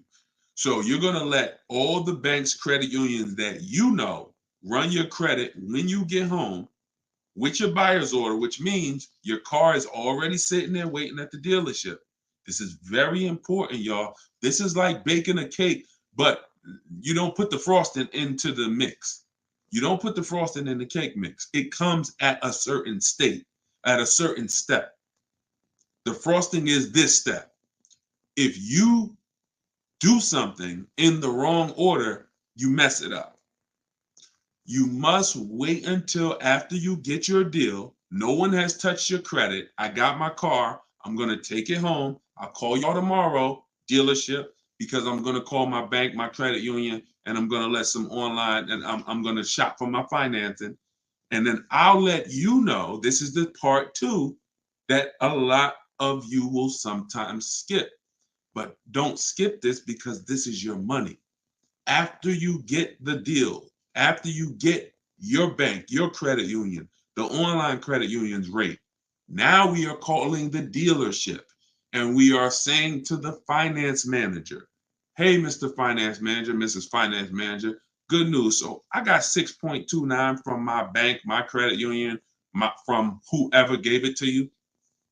But if you guys can beat it, I'll give you the business. This is how you win. Some of you may have heard dealers are not giving y'all the best prices because you don't want to give them your financing. Who's heard that? Now, some of them are scum. Some of them are scams. That's why we always have multiple options. But sometimes if you say to them, I will give you the opportunity to see if you could beat my bank. That is what you want. Dealerships got 10 banks, y'all, 7 banks, 15 banks. It's a whole different conversation when they're calling their banks to try to beat what you got versus how you may have dealt with them in the past. You probably went to them in the past and said, all right, just let me know what rate you could get. Now, when they talk to their banks, here's the question. What's the highest rate we could give them? That's what the question is for most people car shopping. The question that it's going to be now when you do this is, can we find a bank that can beat what they got? It's different when they're trying to beat what you have versus you just telling them, all right, let me know the best you could do. And what you'll find most times is these dealers have leverage. They can call a bank and say, look, I need you to give me 5.9. They already got 6.2 from their bank. I need 5.49. They can call and they give these banks millions of dollars in business. But when you do this, now you're going to leave with what I call price assurance. This is what you want. Who wants to guarantee that I paid less than everyone else? Don't you want to guarantee that when I make a car deal, I paid the lowest price for everything that I could have paid. Isn't that what we want? We want to guarantee I paid the lowest price for everything. That's what you do. You now get your own financing, get those offers. You give the dealer a chance to beat it. So you might think the dealer that the bank that wins your offer wins, but the dealer might call you and say, "Good news, I even beat that. I got you a half a point less." That'll save you money, depending on how much your loan is. That could be thousands. This is how you shop, and this is how you come home with your car and know, "Dag, I got the best price for the car. I got the best interest rate on the market, and it's no questions in my mind." That's how you do the bank bidding war.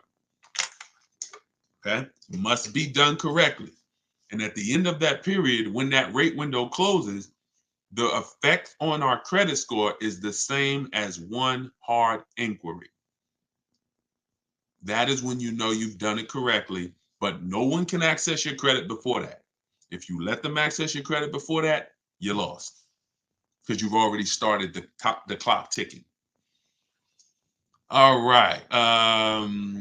Jason said, "I got the program and going through it now. It makes car shopping easier, and you don't have to sit at the dealership." So Jason's in my program, Cars from Home University, where I have all videos and everything. Thank you, Jason. The same information that's in Cars from Home University is in my book, Car Shopping for People That Hate Car Shopping.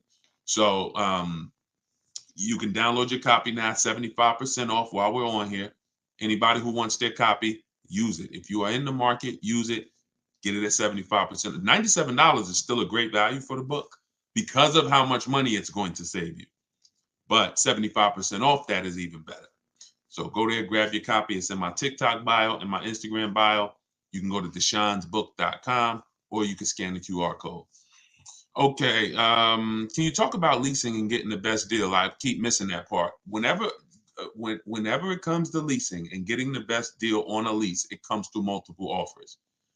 You have to show yourself how much the dealers are trying to make on you. The only way for you to see that is for you to look at multiple offers. You're going to see, here's when you know you've done it right. You pick out a car. If you get a price offer for that car, always get it with first month's payment only, out of pocket, no down payment. First month's payment out of pocket, 12,000 miles per year. You can switch this later. Once you find the best offer, you can adjust your mileage. But when we're shopping, we want to shop with average miles so we can judge the deal. So you're going to do first month's payment. You're going to do, and then you're going to divide, once you get the quote, you're going to divide the MSRP. You're going to divide the payment rather into the MSRP. And that's going to give you a number. So if you divide, for instance, 500 is the payment, the MSRP, let's say, is $40,000. 500 divided by $40,000 is 0.0125. Excuse me. The lower that number, the better. If it's 1%, it's a steal. If it's between 1 and 1.5%, that's a deal. But you don't know what your deal is going to be. If it's over 1.5%, then it's just we don't lease those cars. We don't lease cars with bad lease programs. We don't pay over 1.5% because percentage-wise, we're paying too much for a car that we're giving back. So we don't want to pay. We have to be, it has to be a threshold. And I created the 1.5% rule for everyone to know. Once I pay above 1.5%, I'm paying too much for a car that I'm going to be giving back in 3 years. It's no value in that lease anymore.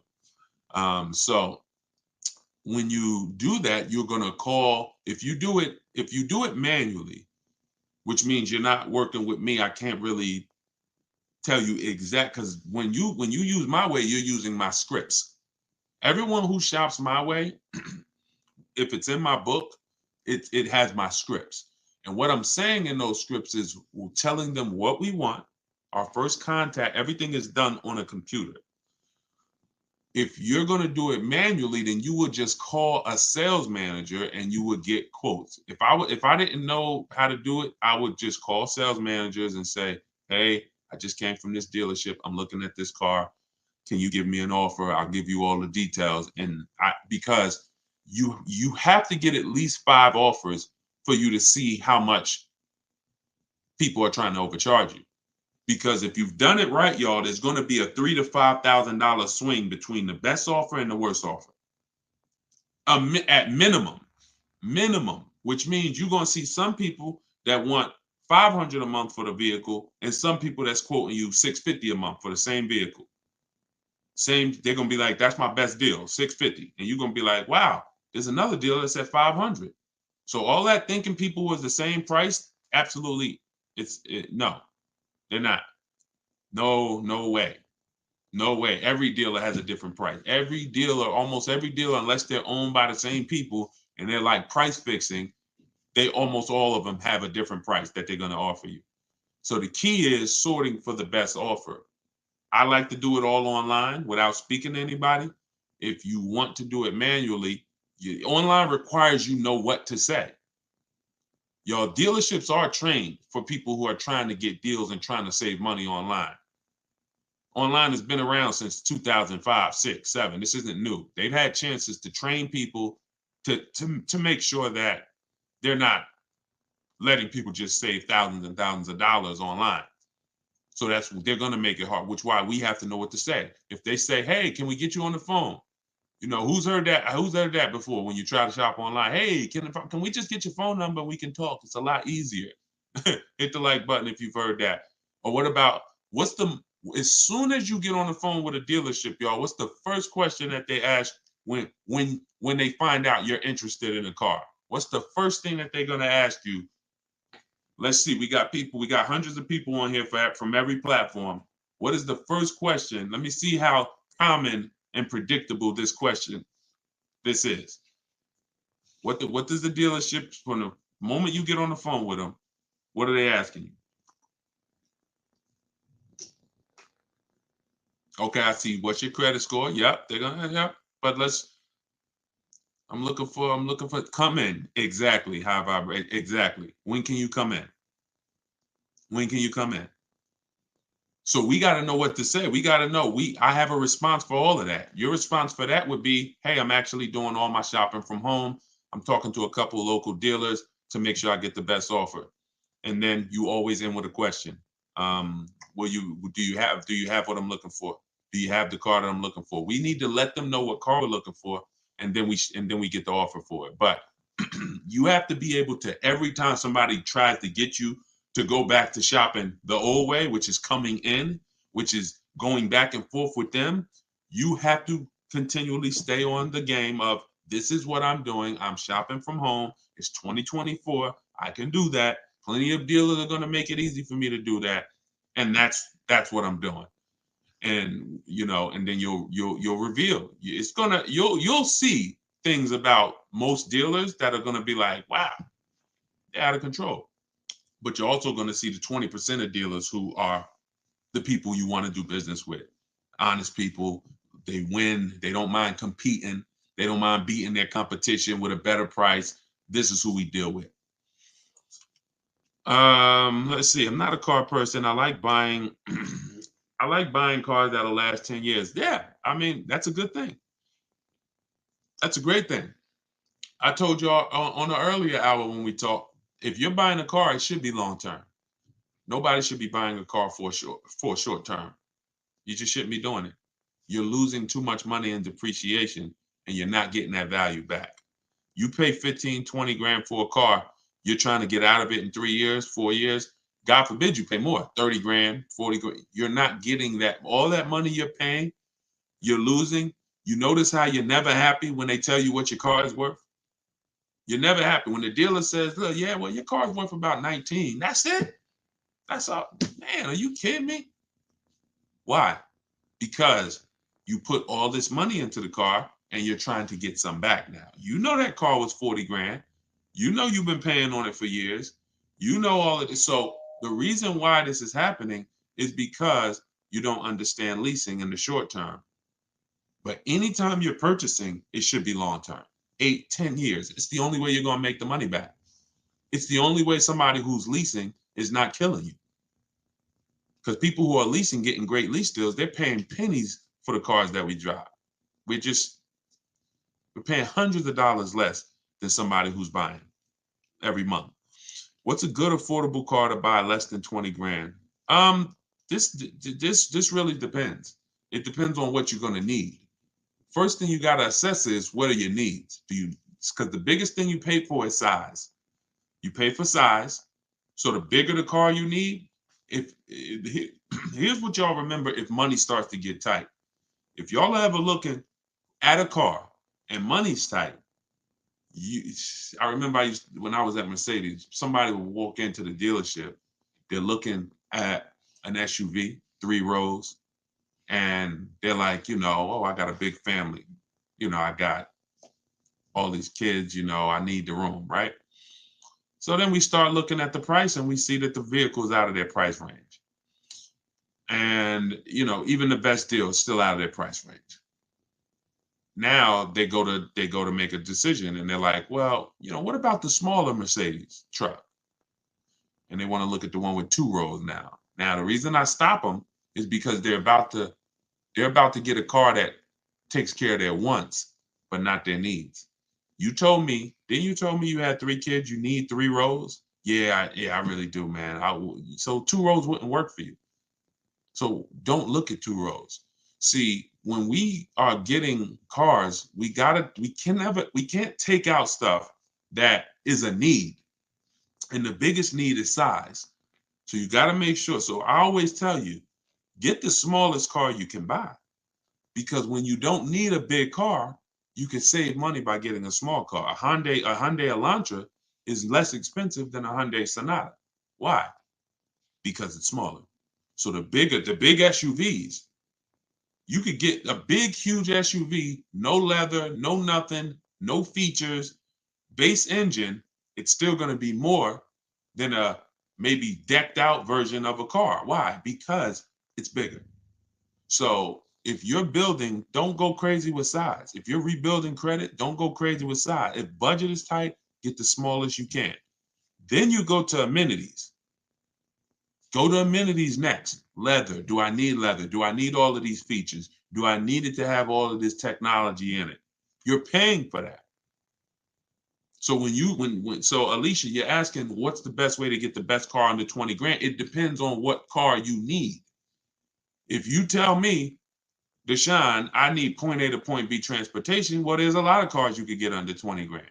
If you tell me, Deshone, I need point A to point B transportation, but I need a 3-row SUV, well, now there's a few cars under 20 grand. If you tell me, Deshone, I need a big car with a big SUV and it has to have leather and it has to be all of this under 20 grand, then that's fewer cars. And then the other categories are, besides size and amenities, we pay for power, we pay for class, and we pay for exclusivity. So if you say, Deshone, I need a big SUV and I want all the leather and all the features and I want the big engine in it, the 400, 500 horsepower engine, and I want to fund it. Well, there's even fewer options because you're not able to. You're building up everything that you pay for in a car. You checking everything. I want everything. So you got to know where to sacrifice. Some people, class is going to be your sacrifice. Watch this, Deshone. I could do a big SUV, but I want a Mercedes, or hey, I want a Lexus. That's different than Chevy. You could get a big SUV with leather, Chevrolet. That same SUV, same size with Mercedes is more money. Class. So you got to know what to take out. Last thing is exclusivity. I want a car nobody else has. You get taxed for that. You're going to pay a lot of money for that. I want the Hellcat, the Demon, whatever it is, whatever that, I'm getting this vehicle, nobody has it, you pay for that. So when it's time, when you're searching, Alicia, you got to say to yourself, what are my needs? And then what are my wants? If my wants might be leather and all that. My needs is I need an SUV. My needs are I need something with a hatchback because I use the back of the truck. I need whatever. Because you don't want to go and get a vehicle that has a bunch of wants that you didn't need, and now you had to get an older one. $20,000 is a decent budget.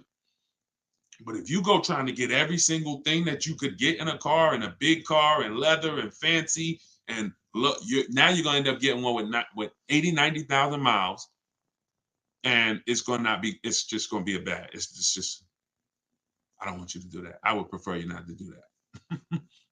Not a good way. So assess your needs, get the smallest car you can, get what covers your needs. And if you need help purchasing it, you can use my videos. You can get my book. It's 75% off. Go to DeshonesBook.com, download your copy right now, start using it. I'll teach you how to get the most for your money. That is what I do. Let's see. Shout out to everybody on it. We tied in. I love this.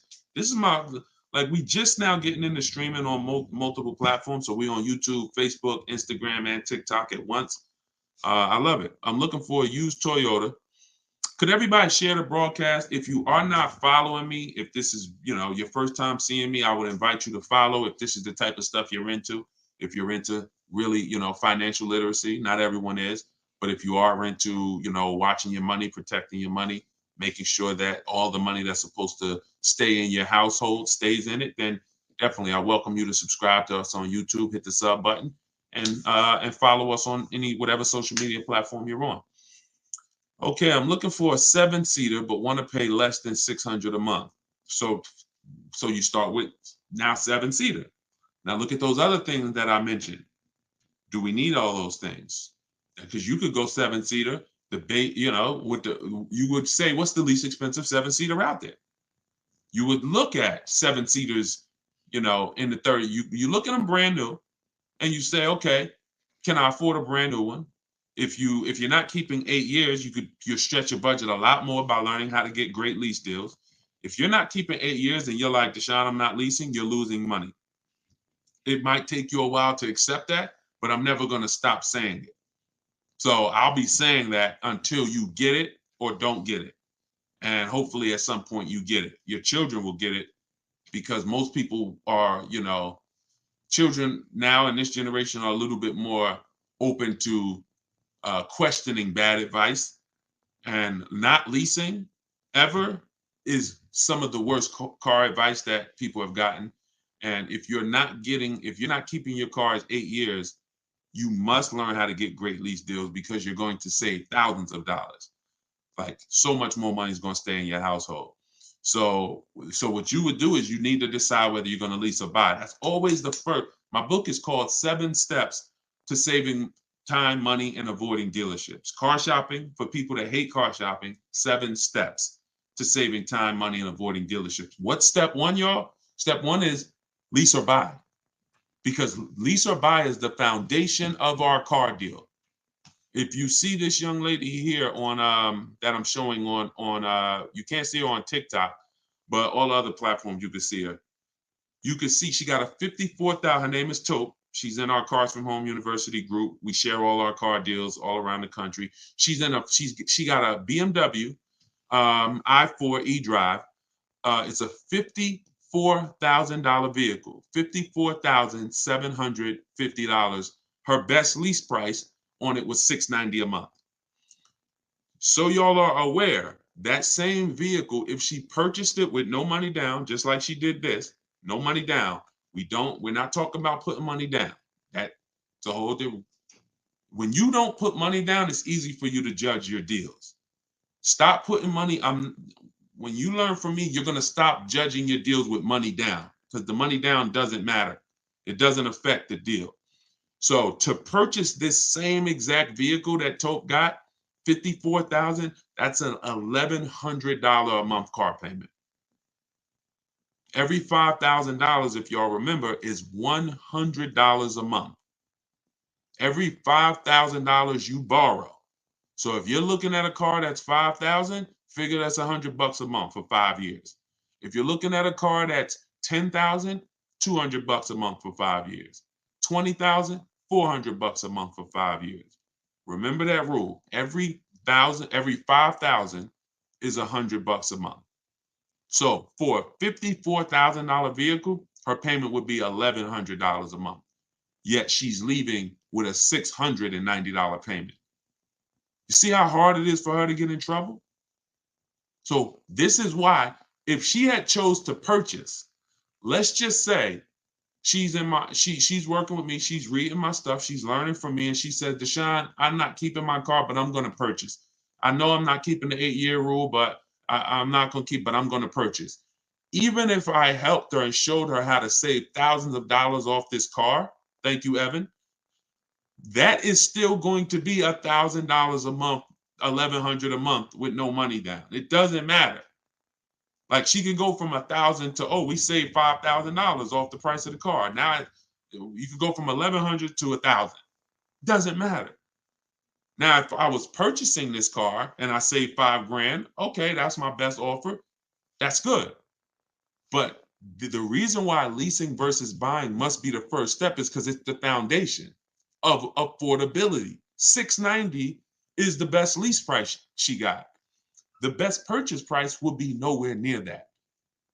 So if your deal is not on the right foundation, if you're not leasing when you should be leasing and purchasing when you should be purchasing, then there's no deal. There's no deal. You're overpaying. So that's the first step.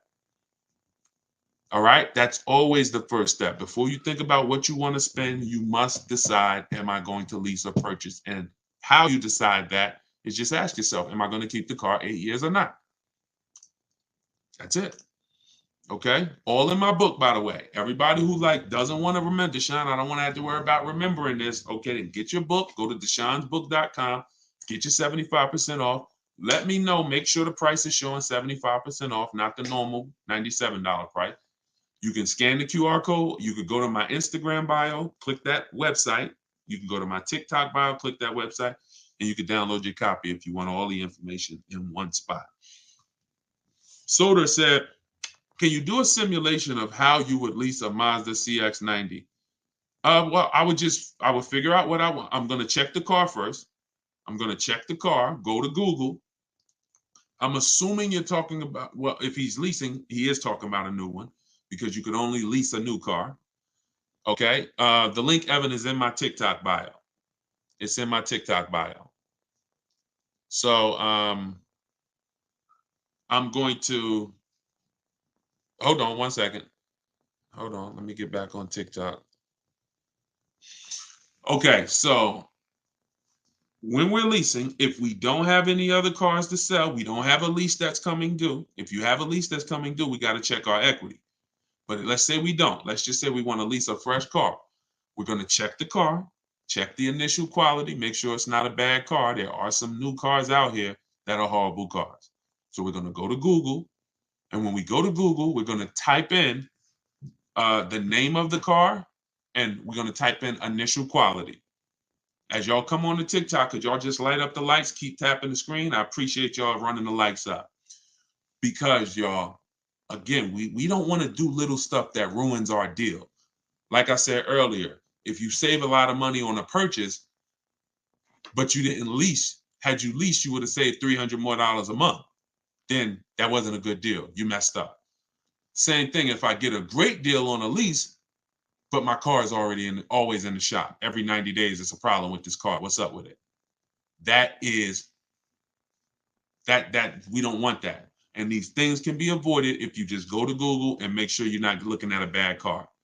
Okay. Now, once you do that, now you move on to the step of, all right, it's a good car. It checks out. We got to build it. We go and we build it out because we need to know all the features that come in the car. Sometimes some of y'all actually want a feature that you don't know is available in the car because you didn't go build it. But you got to go build it so that you can decide what you want in it, what you need. Wants versus needs are very important. Needs might be, I need the navigation. Wants might be, I want the big sunroof. I'm good with a regular sunroof too, but I want the big one. I could take the big one. Here's why this is important. When we reach out to dealers, now we're talking to them and we're letting them know what we can. We want dealers looking and saying, do I have any vehicles that match this? Okay, he's looking at a 2024 Mazda CX-5. He said, always give him all your color choices. He said he's open to black, white, or gray. Perfect. He said he wants this trim level, sport. And he said, okay, I must have the navigation. I'm good with a sunroof or I'm good with panorama sunroof. It doesn't matter. This is why this is important. When they hang up, when they look at that on the computer, they go and they look in their inventory and they see what they have and they're looking for a match. If you only gave them 2 limited options, if you only didn't pick out, now they like, hey, well, do you want the sunroof? Do you need the sunroof? So we got to give them everything we want. That's why we build that car out. And once we give them everything we want, we do this online. We literally, in my book, it's $24 at 75% off. You go download your copy, you'll see this is how I do it. I like to send you to the website because you don't have to talk to anybody. Who wants to save money without talking to anybody? Type a $ in the comment box. If you want to save money without talking to anybody, if you want to be able to say, man, I'm saving thousands of dollars, and who's a bad negotiator? Type bad in the comments. Be honest. If you consider yourself, if you be honest and say, I'm a bad negotiator, type me or type bad. This will work for you because you don't have to talk to anybody. Even if you're going to do what I said earlier, if y'all not going to use the book, if you're not going to get the book and use it, then you can call sales managers. That's going to take a little bit more time, and you got to remember what you want, and then you got to be telling them all the information they're going to need. They're going to need to know where you work at because they can't give you the rebates. They don't know if you qualify for any rebates until after they know where you work. They don't know whether you qualify for any rebate until until they know what cars we have in our household. Like I got an Infinity truck. Sometimes they'll give a rebate because you have a competitor brand. You get $1,000, $1,500, whatever it is.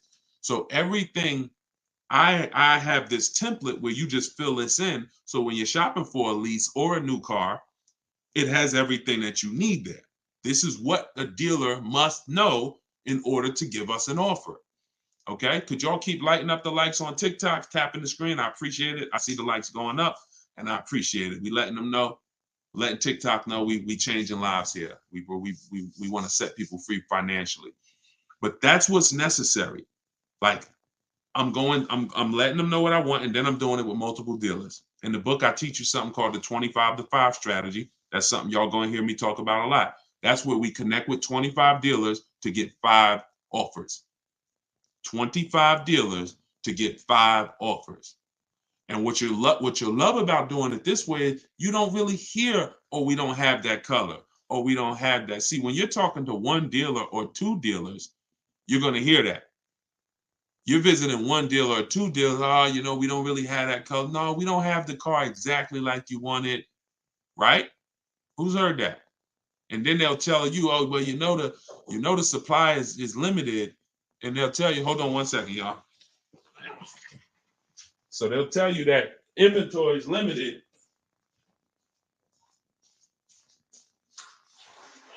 Yeah, they'll tell you that inventory is limited, but that's just the places you're shopping at is limited. The places you're shopping at is limited. When we shop out of 25 dealers, we're shopping out of 25 dealers' inventory. So yeah, I'm talking to 2 of y'all. Maybe neither one of y'all have what I want. But when I'm talking to 25 of you, maybe 10 of you have what I want.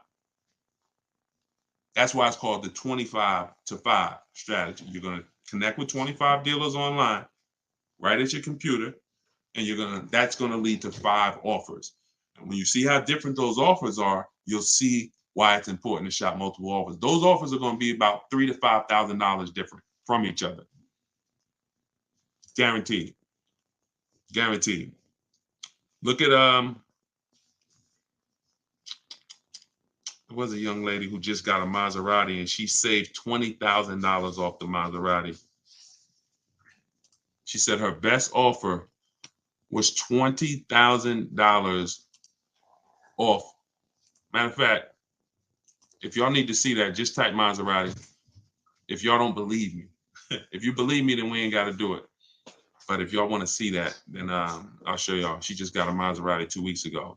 So imagine if she didn't shop multiple offers, she might have had one dealer taking off $3,000, thinking, oh, that seems like a good deal. Another dealer taking off $5,000. Oh, that seems like a good deal. You shop multiple offers and then you see where the bottom is. Oh, wait, hold on. They said they can't hear me on TikTok.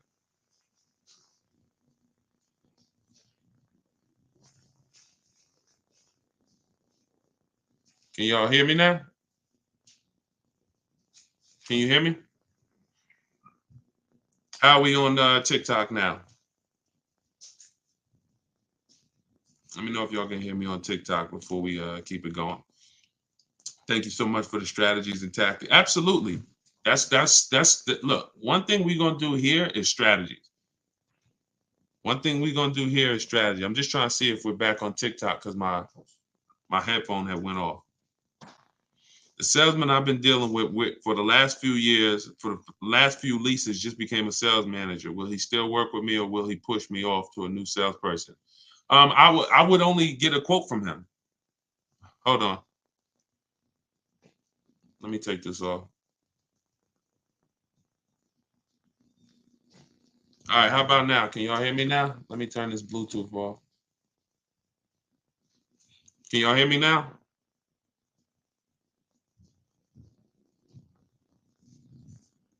Oh, it connected to my wife's headphones. All right, thank you. All right, good. Yeah, so if you've been dealing with a salesman, somebody said the salesman that they used to work with is now a sales manager. Will they still deal with you, or will they push you off to a salesperson? The only role of a salesperson is to help you pick a car, and then you go home and you get a quote from home. You get a quote from home. See, what's losing, if I could reduce it to a few activities that maybe you have been trained to do that lose you a lot of money, it's getting numbers in the dealership. It's getting numbers while you're at the dealership. If you're shopping for a new car, or if you're shopping for a new car or a lease, you should not be getting numbers at the dealership. If you're shopping for a used car, you should not be getting numbers at the dealership. All of this should be done at home where you're in control, where you can get multiple offers. So if you go and you test drive that car, go test drive it. You could test drive it where you could call him if he used to be a salesperson, but you're only there for a test drive. You're only there to decide what you want. You're not there to buy what you want. I think you got to get that. When you are shopping for a new car, type the gems, type the diamonds, type the light emoji, because this is a gem that you can't forget. When you are there shopping for a lease or a new car, you are in the dealership to decide what you want. You are not in the dealership to buy what you want. Y'all get that? So once you've decided that you like something, now you're coming home and you're getting offers. That's how you stay in control. That's how you save money. That's the new way to car shop. Purchasing from home, getting offers from home where you're in control, not sitting at a salesman's desk where they can give you a price and then you don't know where they're starting at. You don't know where the first price they gave you, you don't know if it was a good price. So, the salesman can say, all right, it's $700 a month. And you're like, oh, wait a minute. Or, and then next thing you know, they get you down to 600 and you think that was a deal. Well, maybe they should have started at 600 and they were supposed to come down to 5, but they started at 7 and they came down to 6. There's no way for you to know this, especially with leases, but with any car, you should be y'all are going to save more money than you've ever saved, easier shopping from home. I'm looking to lease, but I put 15,000 miles a year. That's nothing. 15,000 miles a year is slightly above average. Perfect.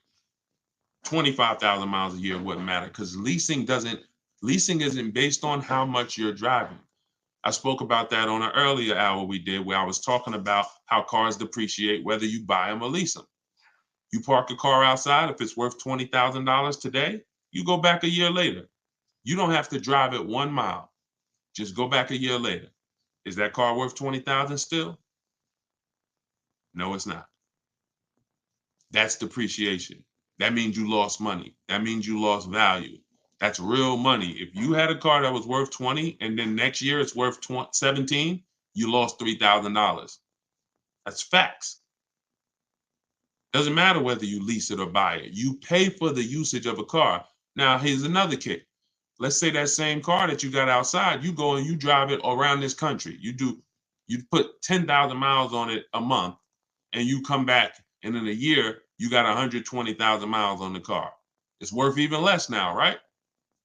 Car is probably, if it was worth 20,000, maybe it's worth 8,000 now, right?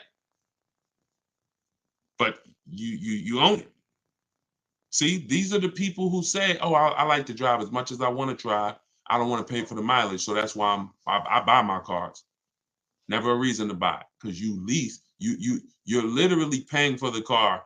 You're paying for the usage, whether you lease or buy.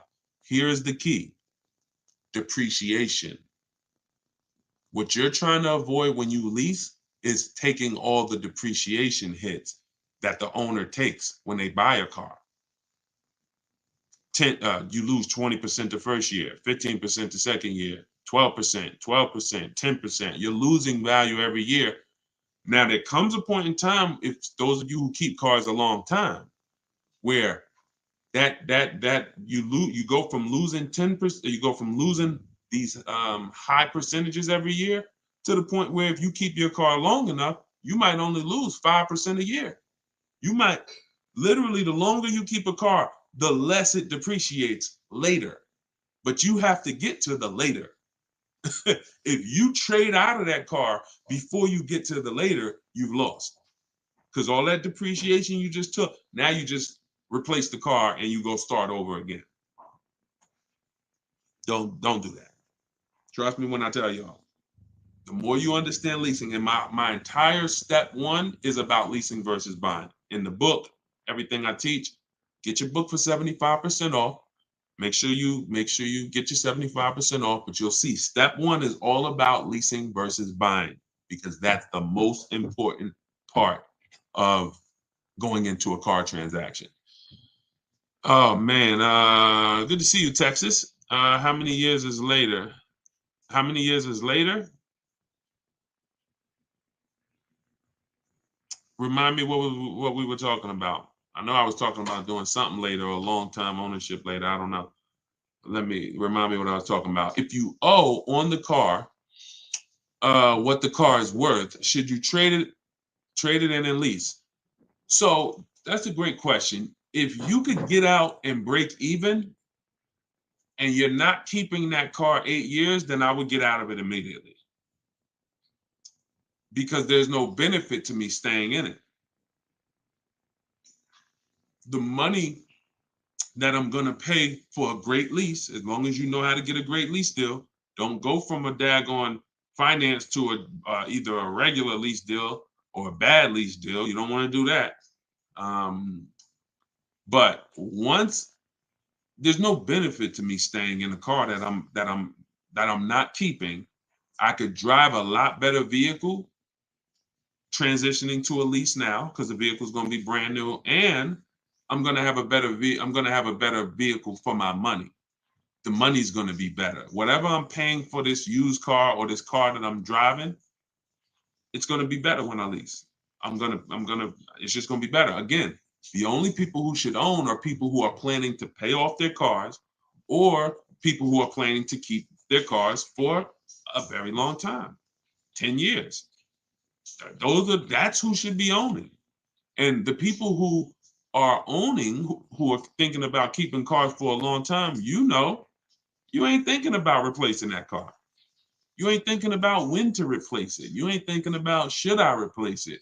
You thinking about, okay, I'm gonna pay this thing off, and then this is my car. So if you are thinking about, should I trade this car in and lease now, it's probably because you're a lease person. You're not keeping your cars 8 years, and you should be leasing anyway. So in that case, there's no benefit to you waiting. There's just no benefit to you waiting unless you have negative equity. In the book, I talk about negative equity. Some of you, you're going to have too much negative equity. You're not going to be able to transition to a lease yet. You're going to have to pay down some of the negative equity. I've had me a car 14 years now. I'm looking for a new one. There you go. Listen, definitely, that's how you get your money out of a car. 14 years, great money out of a car. You know, I don't know if you're going to do that again. If that's your goal again, if it is, then you purchase. Then you purchase. Oh, somebody gonna comment Maserati. Want to see that Maserati deal? Hold on. Let me get it.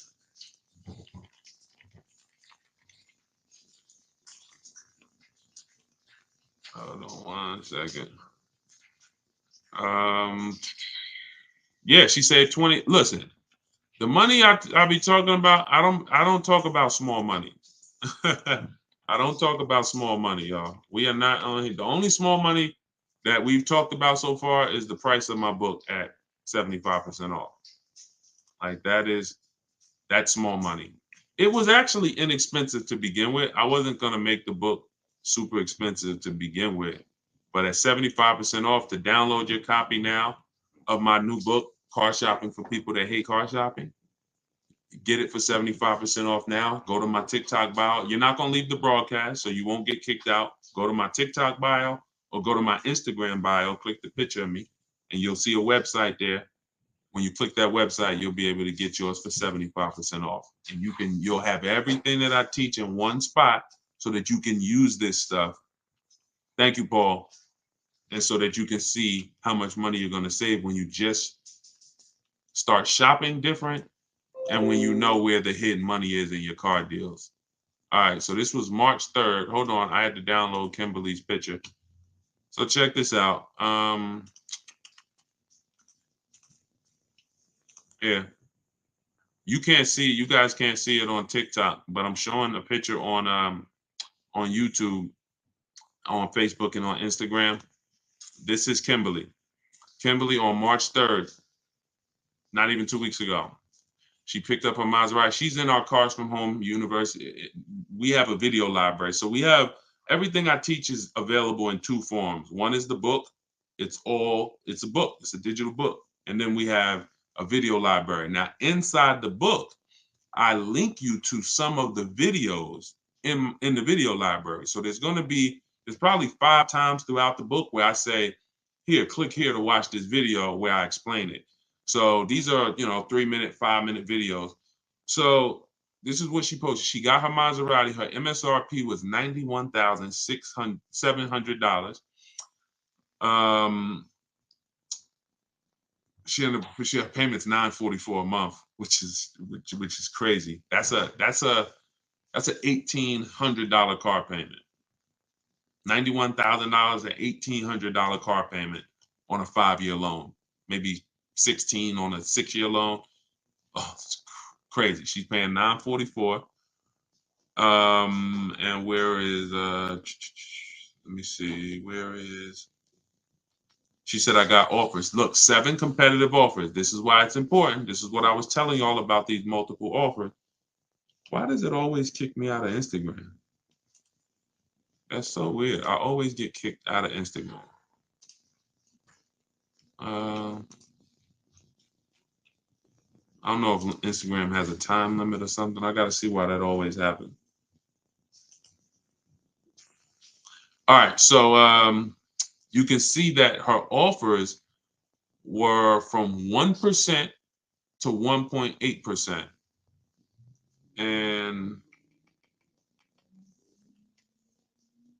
oh no, I know what it is. Hold on, I got to go to her other post. It was her other post where she posted the actual deal sheet. Hold on, watch this. There we go. No, it wasn't her post when she picked up the car. Here it is.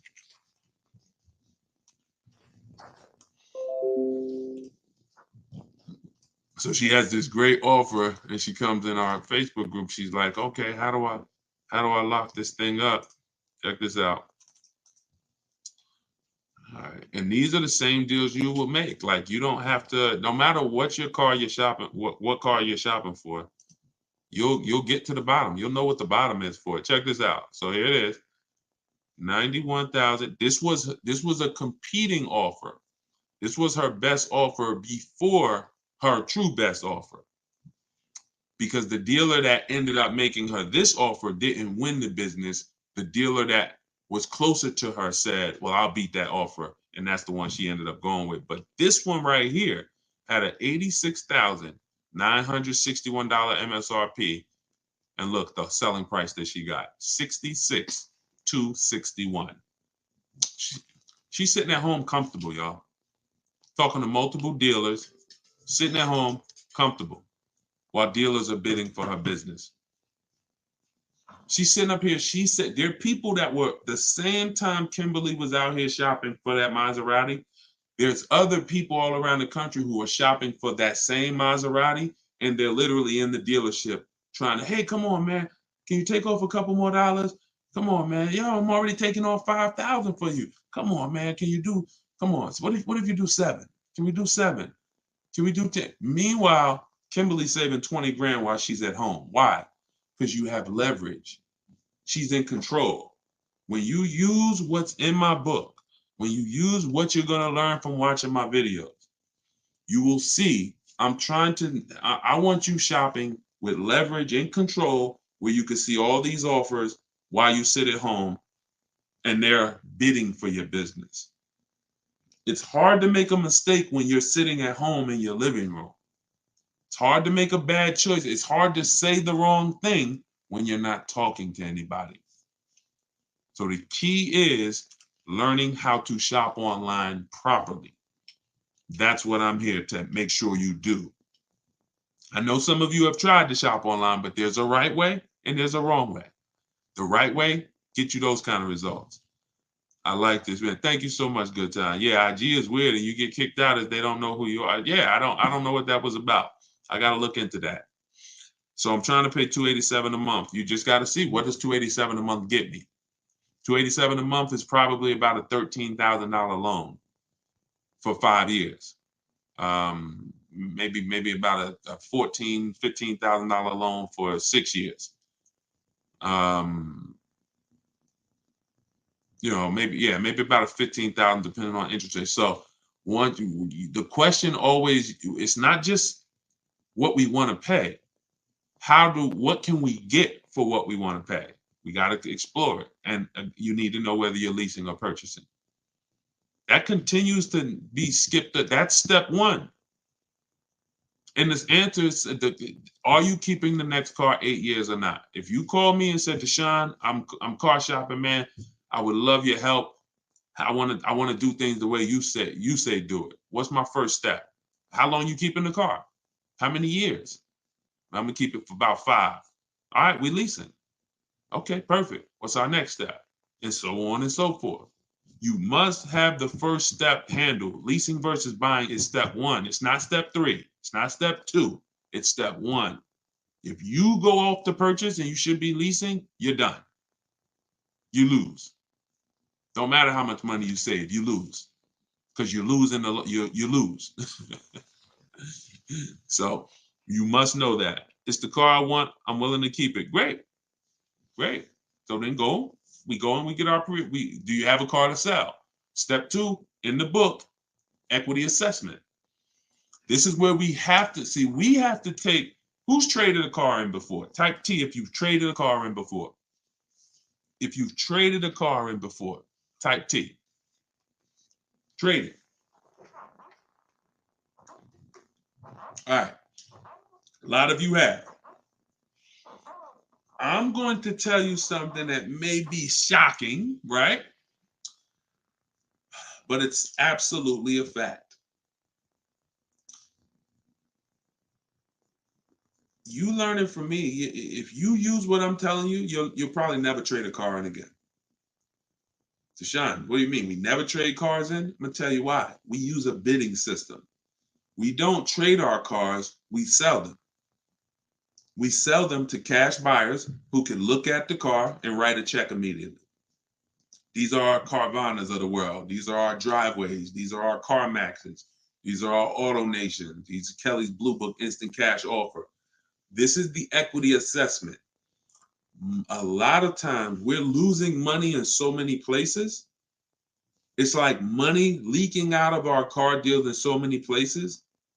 This is another one of them. We are not trading our car in because, let me ask you a question. When have you ever got the most something was worth trading it? When have you ever, we've never traded anything and gotten the most it was worth, right? We literally, if I sit here and I say, hey, I'll trade you this phone for your bike, one of us is taking a loss. I'm either not getting the max that I could get for this phone, or you not getting the max you could get for the bike.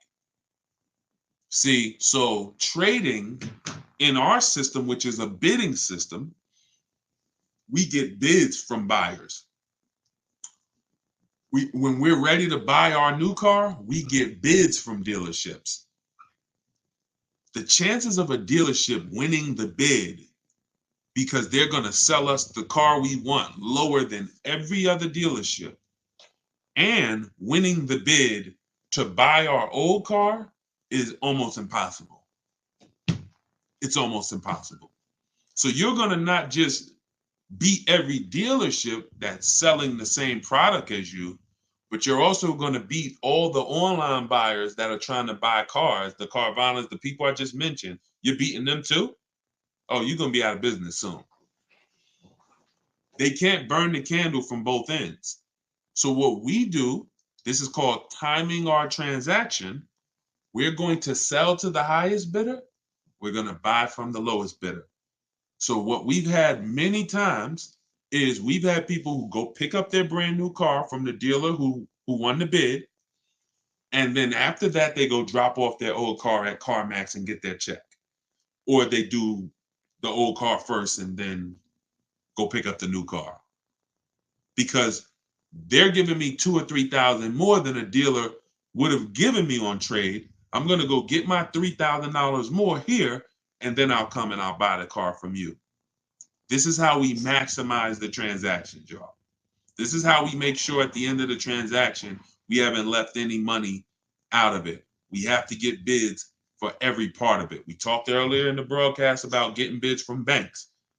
If you just missed it, if you just hopped on, you missed me talking about the bank bidding war, the process that the credit bureaus allow us to shop our rates within a 45-day period, an unlimited amount of times. And at the end of that period, it only weighs on our score like one hard inquiry.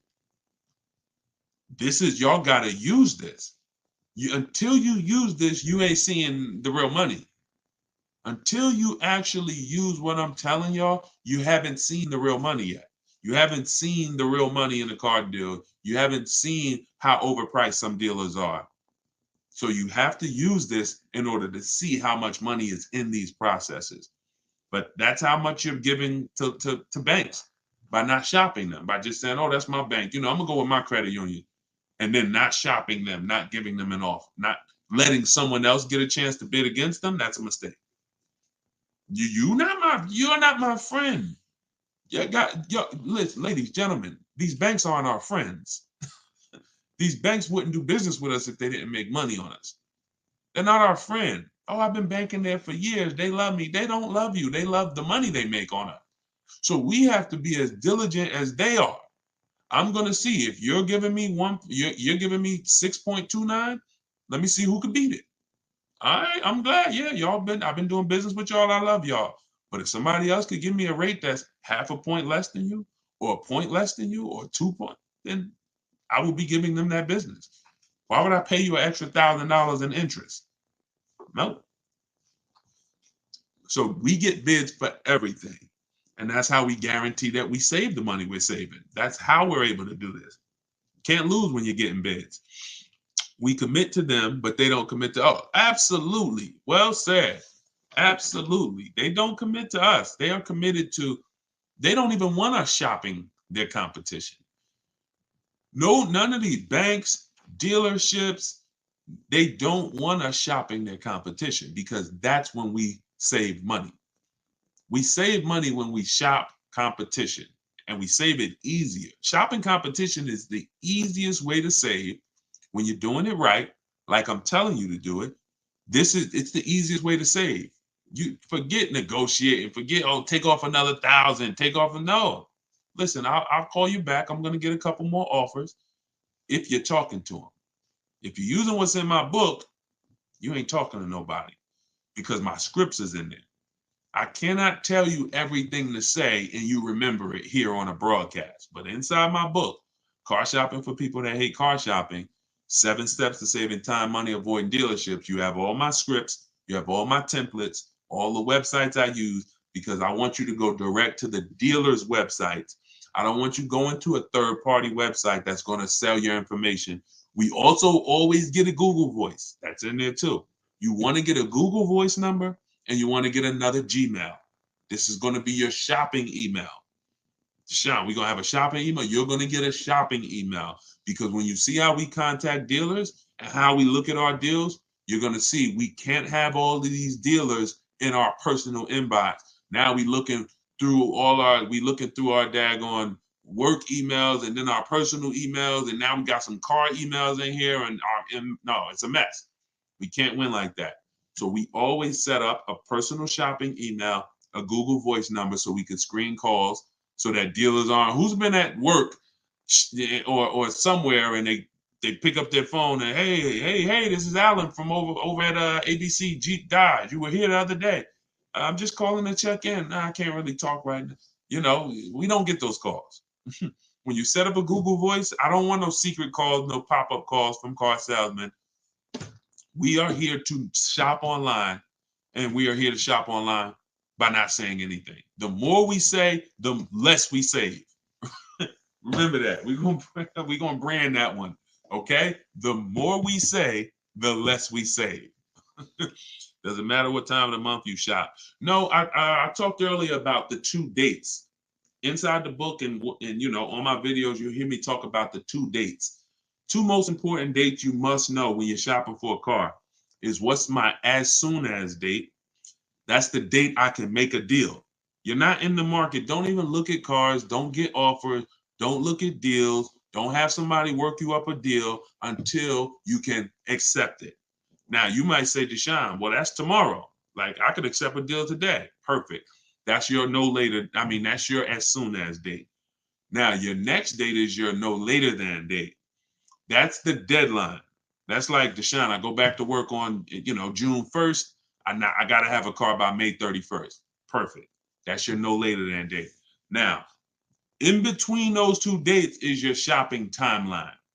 That could be a month, that could be a year, could be a week, but that's the timeline we have to watch offers and say no. And say no. You want to be able to watch offers because offers change. You know, when I was shopping for my Infiniti truck, pre-owned one, I saw the price trends. One of the things that I'm going to show you when you learn to shop used cars the way I want you to shop, you're going to see the price trends. You're going to see the low side of the market and the high side. I noticed the low side of that market is 22,000 and the high side is 31,000. So now I'm looking because our goal is to buy, remember this, y'all, below market value. Forget market value. These words that people use are expensive words. I'm never interested in market value. The only time I'm interested in market value is knowing it so I can make sure I'm buying below it. You see what I'm saying? You don't want market value. You want below market value. And so that's when we're shopping for a used car, we're looking at those things. I'm showing you first when we open up the marketplaces, how to see the low side of the market and the high side so we can identify the low and we can make sure that everything we're targeting is the low.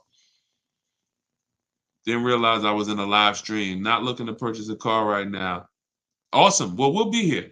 Listen, this is a mission we are on, and we've been on this mission heavy since 2021.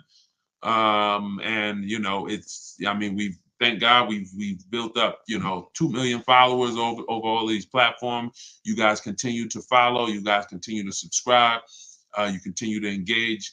And you continue to get value out of the information. What I hold myself accountable to is the results you get. I don't care. Everyone knows I could get car deals. I'm not sitting here on no live to convince y'all I could get car deals. Everybody's probably like, man, this guy looks like he knows how to get car deals. I'm concerned with you. I'm concerned with people like who use what I teach. And once I saw that people who use what I teach can get the same results, look, this is Vincent. Vincent got a 3-year-old Lincoln Corsair. He got it back in January. Less than 45,000 miles, clean Carfax. We'll talk in future broadcasts about how we get free Carfaxes, what's on the Carfax. You'll see that many times the Carfax has the window sticker. Carfax has the original window sticker for certain brands.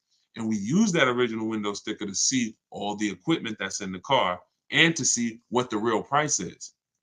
We need to know, one of the most important things on a used car, y'all, we got to know what was the original price. I bought that pre-owned Infiniti truck. They were asking 31 for it, but it was another one that was asking about the same price, and they looked the same. When I pulled the original window sticker, I saw that this one I ended up getting was 54. Originally, 54,000 and change. It's like an edition 30. It has all the special trims on it. It has special rims, everything. And then the other one was a standard one. It was like $48,000 one. So once I saw all of them and I saw, wait, this one's 48 brand new. This one was 46 brand new, but this one's 54 and change. Y'all see how that helped me identify that was the best deal? See, and many times, I'm just being honest with you, if this car was 32 and the other similar car was 31, many of you would have picked the 31 because you'd have said, oh, it's 1,000 less. But you don't realize it's 1,000 less, but that one that's 1,000 more gets me $6,000 more of equipment. That's why knowing the original price of the car is critical. You can't choose the right car without seeing that. So this is what we do. And you see what he said. Look, he said, going back to Vincent's post here of his Lincoln he got, he said, my goal, I was targeting a 30 to 35% off discount of MSRP. You see how he talks different? See how he sound like me?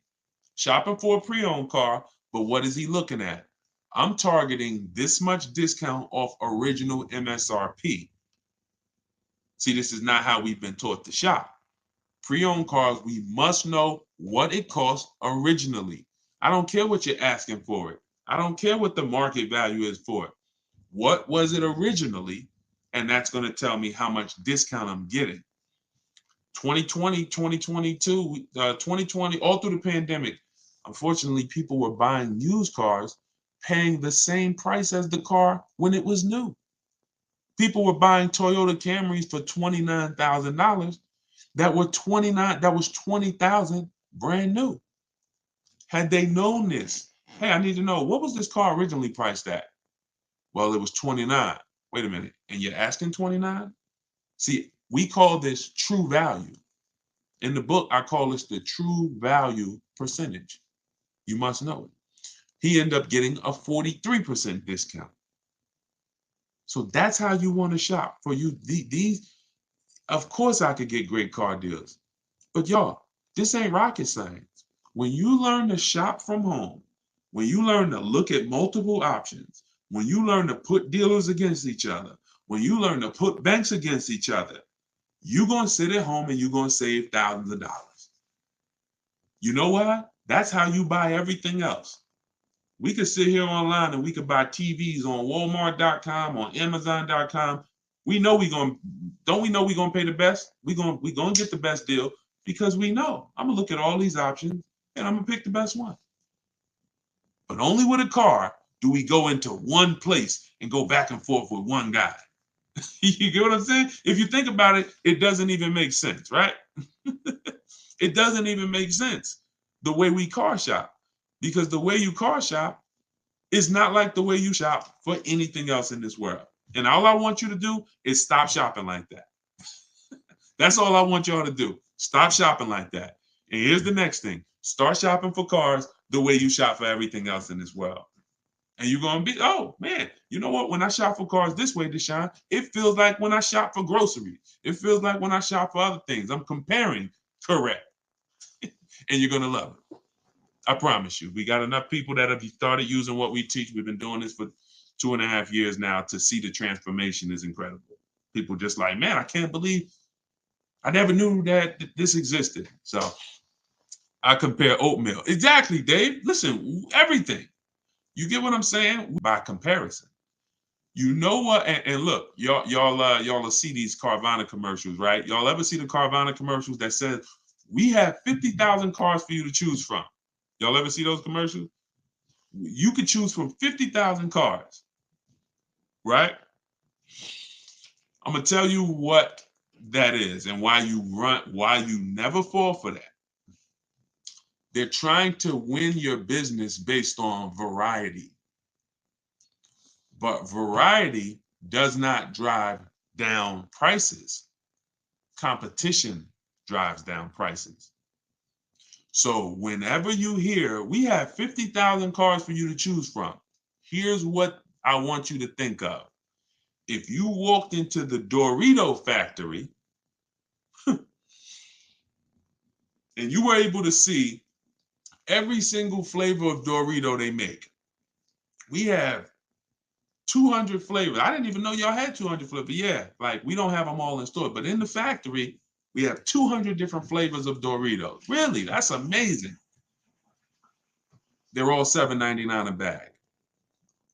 Wait, how do you mean? Wait, if I go to the store, the Doritos are $3.99. They're $2.99. Yeah, but not here.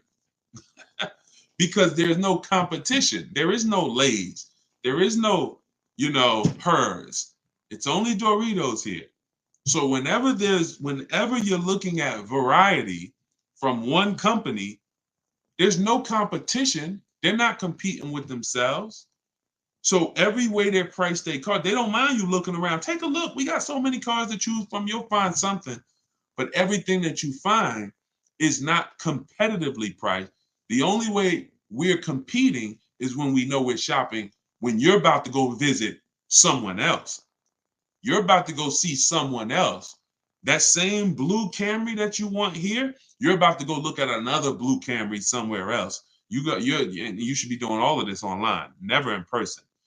So this is what drives down prices, y'all. Never variety. Forget these dealers that say, "Oh, I got 10,000 cars." Does not matter. In order for me to make sure that I'm paying thousands less, I must shop your competition. I don't care about your variety. When I shop your competition, I'll find the best offer. And it's going to get easy. It's going to get very easy for y'all. So, all right. So let's do a couple more questions and we'll get ready to wrap. Deshonsbook.com for everybody. It's just somebody confirm that we are showing the 75% off price. Sometimes I get a message that is showing the full price. Make sure you could get your 75% off. Scan the QR code. Everything that I teach is in my book. We just put it out. 75% off is the book launch special. It's called Car Shopping for People That Hate Car Shopping. It's a digital book. You could download it and use it right now. And if you're on TikTok or Instagram, you could just go to my Instagram bio or my TikTok bio. Okay, thank you, Camry. Shows 75% off. All right, perfect. Went to 7 dealerships before I found the price in the car for my daughter. Wonderful. My wife was mad at me. Now, that's because that sucks. And the time that you put into that, I get it. But to save money, I don't blame you. If you got to what you needed, it was worth it. But I want you to get to the point where you could do this from home. You could have did it with phone calls. If you use my way in the book, we do everything online through computers. But I rather you not drive to place. It's just you don't have to do it. If you had to do it to get multiple offers, then I would tell you, man, you got to drive to multiple places. But you don't have to. You can do this by phone, ask for a sales manager, or if you don't want to talk to anybody at all, you can use my way in my book where we do it all by computers. I tell you exactly what to say, what to type, what they're going to say. You got all the responses. Everything is scripted out for you. DMV good, and they treat you like gold when car goes in for service. Oh, I didn't see. Okay, I missed that. How much does credit really matter?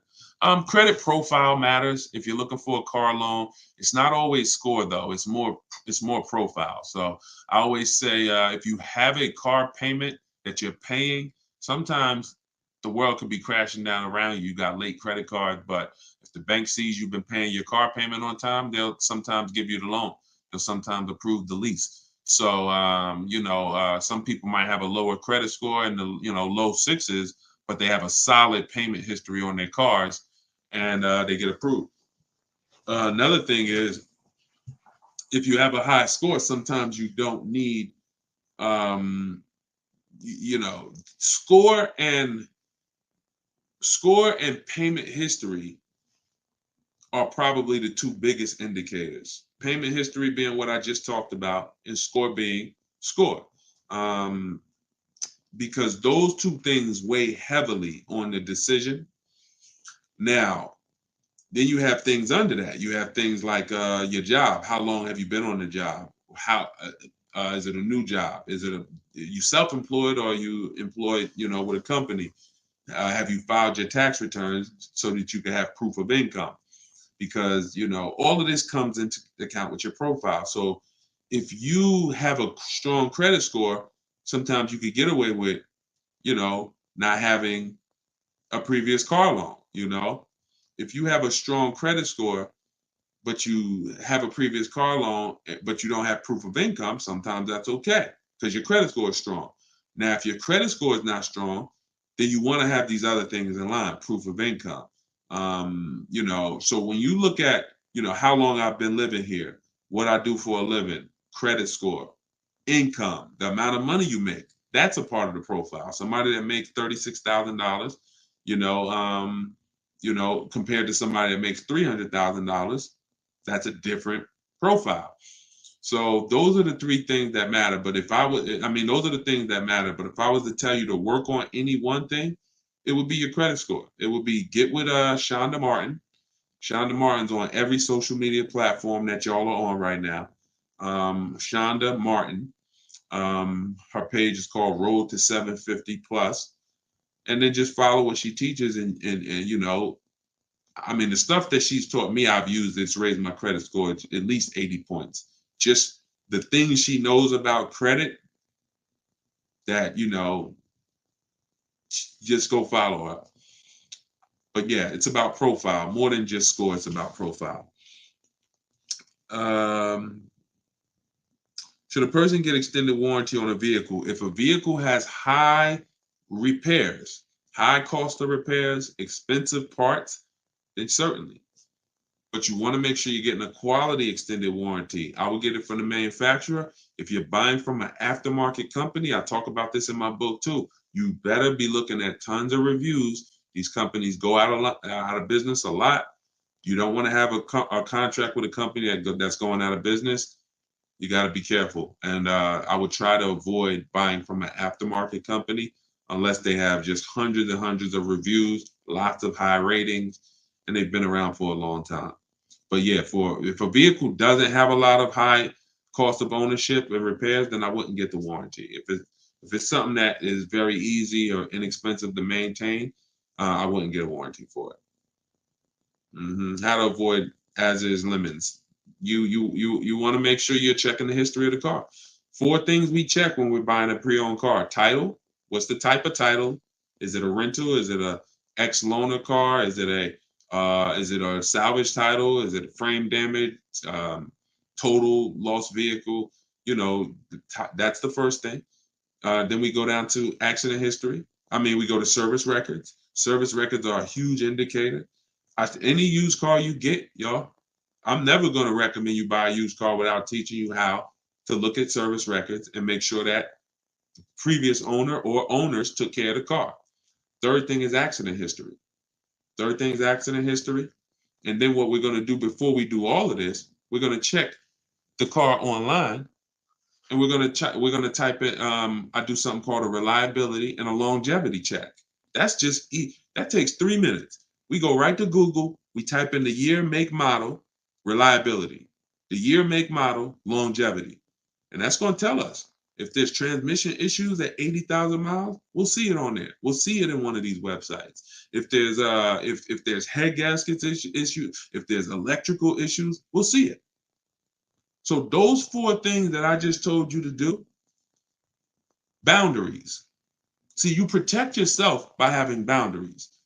I want you to use those boundaries, and you're going to find, does it prevent the possibility of you ever having a limit or getting a limit? No, it doesn't. Does it dramatically reduce it? Yes, it does. Yes, it does. And that's all we can do. There are no guarantees in life. What I want you to do is have a plan that allows you to protect yourself. And then, in the worst case scenario, something bad happens, this was just a bad event. But it wasn't an event because I didn't know what I was doing. It's not something that happened because I bought a bad car, or I bought a car over my budget, or I bought a car that didn't have a quality history. That's why I'm having problems with this thing. So that's what you're saying now. If, some of you may be experiencing that now. Dag, if I would have knew all of this about how to make sure I got a good car, how to make sure that I got the right price, I wouldn't be in this issue. That's what you're saying now. But I want you to be on the opposite side of that. And just knowing what to do will put you on that. So just follow those steps. If you follow those steps, you're good. You don't have to worry about getting a limit. What fees not to pay for? Well, on a purchase, we only pay taxes, documentation fee, and taxes, documentation fee, and motor vehicle fees. On a purchase, that's all we're going to pay. Now, there is a destination charge for new cars that comes on the window sticker. That's to get the car from the factory where it's built to the dealership. So that's built into the price of the car. But those are the real fees. When we get into leasing, you got acquisition fee that's built in. We don't pay attention to fees when we lease because we're comparing percentages. What I teach you how to do, this is all in the book, by the way. Everybody who got their book, shout out to you. DeshonesBook.com, get your 75% offer. Download my new book, Car Shopping for People That Hate Car Shopping. It's all in there. When you are hold on.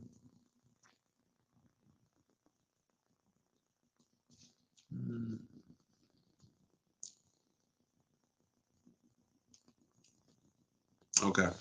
See, sometimes I read the comments at the same time I'm talking, and I forget what I was saying because we just going from subject to subject. So, it was somebody asking about lease, what fees not to pay. That's what it is. Yeah, when we are shopping for a lease, we are comparing percentages. So, how we compare lease offers: first month's payment divided into the MSRP. So we are shopping and we're looking at quotes just like this: $450 a month, $45,000 MSRP. $490 a month, $40,000 MSRP. $500 a month, $51,000 MSRP. That's how we get our lease quotes. No money down. We're literally just showing that's literally first month's payment only out of pocket, right? So when we divide those payments into the MSRP, we get a percentage. And that's where the 1% rule came from. The 1% rule has been around for decades. It's if you leased a car for 1% of the MSRP or less, it was a steal. There was no need to question the deal. Like, get out of there before they change their mind. You stole the car. Now, I found that we knew about the 1% rule, but there was no rule for bad lease deals because I watched people as I made videos and I watched people saying, yeah, Deshone, I'm leasing, but I saw people getting leases that were trash, overpaying for leases, which defeats the whole purpose of a lease. You overpay for it, you might as well should have not have did it. Now, I'm like, we got to come up with a barrier. We got to come up with a boundary to where if your lease is above this, you paid too much for it. That is a bad lease program. You should not be leasing a car paying that much over 3 years. And that's where the 1.5% rule came from. When you add up all the payments, you'll see you're paying X percentage of the car. And when you go higher than that, it's too much money for a car we're giving back. Some people are paying more for their lease than they would have paid naturally just buying the car and letting it depreciate, just because they don't understand that. So that's where the 1.5% rule came from. Does the 1% rule apply with these current interest rates? KM, let me show you some. You can't see it because you're not on TikTok, you're not on Instagram. If you were on Instagram, Facebook, or YouTube, you would see what I'm sharing right now. Somebody just asked, does the 1% rule apply? And they've been asking, y'all been asking me that really since I started talking about it. Y'all been asking me, does the 1.5% rule? We do this. This is Greg. Got his vehicle in February. The vehicle is $56,275. It is a Kia EV6 Wind with the tech package. His payment is $527 a month. So before this and before you saw, here's Kimberly. Kimberly's vehicle is $91,761. Her Maserati. Her lease payment is $944 a month. 1.09%. Now, out of all of my members, we have probably 1,400 members, 1,500 in Cars from Home University. These two have gotten the best leases because the program was there. In order to have a lease be a 1% or in the low 1%, you got to have an incredible lease program. We don't know what it's going to be. She didn't know it was going to be a 1% lease before she shopped it. Greg didn't know it was going to be 1%. We go in saying, if I could get 1.2%, 1.25, that's good value. You're going to see that's what I teach in the book. I go in, if I could get 1.25, that's good value. Up to 1.5 is still good value. But we don't know what it's going to be until we shop. Some people are getting 1.2, some people are getting 1.1. But when you got a dealer that's giving you a huge discount, like Kimberly got, you got a good lease program on the 2023, which she got, and she got, it all things. In order to leave with your best lease deal, you need a huge discount from the dealer. You need them to discount the car the most they can. If they have any rebates, you need them to give them to you, and then you need them to make sure they're not marking up the money factor. And then you that's what comes into a lease. And there's no way for you to get this unless you're shopping competitively. She never saved 20 grand without shopping competitively. So yes, the deals are out here. They've been out here. We've been making deals all through the pandemic, y'all. The deals are out here now. But for those of you who don't want to shop the new way, you want to stay in that old way of shopping, that one-to-one way of shopping. Nah, ain't no deals out here. Ain't no deals out here. It's nothing out here. Everything's overpriced. 1% of MSRP. Yep, you got it. 1% of MSRP. And that's been around for years. The 1% rule has been around for years. All right, so there we have it, y'all. We went over a lot. I'll be back for another hour very soon. If you're on our email list or if you're subscribed to our channels, you will get notifications of when we go live so you can hop on. Everybody who's shopping for a car, I want to make sure that I'm with you to make sure you have the guidance, to make sure you know the strategies, know where the hidden money is, and you save all the money that you're supposed to save, every dime of it. So you can get my book for $24. That's 75% off for our launch.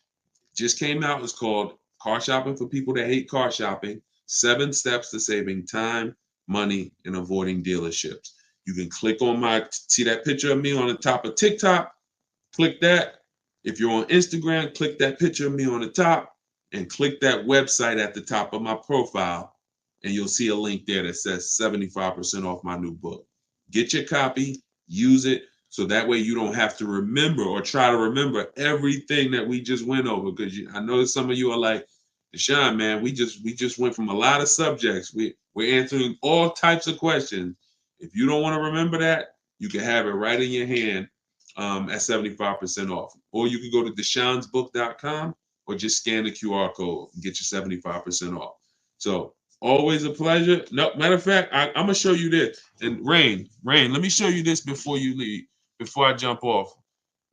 You can't even see it, Rain. If you go to any of these other platforms and you watch the replay, you'll see it. She said, I can't tell if it's a man or, oh, no, it's a guy. He said, I've been trying to get a Telluride for years, but the markups are crazy. Let me show y'all this. Let me show y'all this right now. And this is what I tell y'all when I say that to those who are shopping the old way, to those with old strategy or no strategy, ain't no deals out here.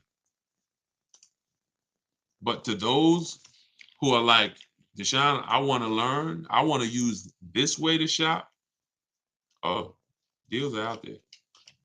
Deals are out here. I'm just going to snatch a couple people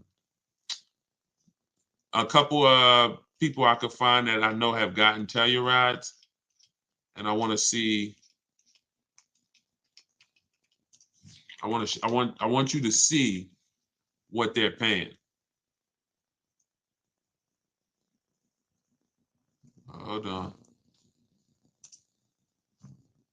So this is a $54,000 MSRP.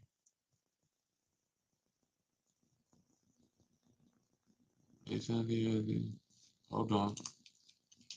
Okay, this is Bonita. So this is Bonita. Now, here's what's crazy about Bonita. She got her Telluride middle of the pandemic. See, we were out here getting these deals when it was blood in the street. Look. Hold on. I had to go to the Facebook group, snatch the screenshot, find it, snatch the screenshot, and then come back here and show y'all. So this is Bonita's. She got this. Look at the date. She posted it when she got it. 2023 Kia Telluride. She got it December 2022. $600 a month.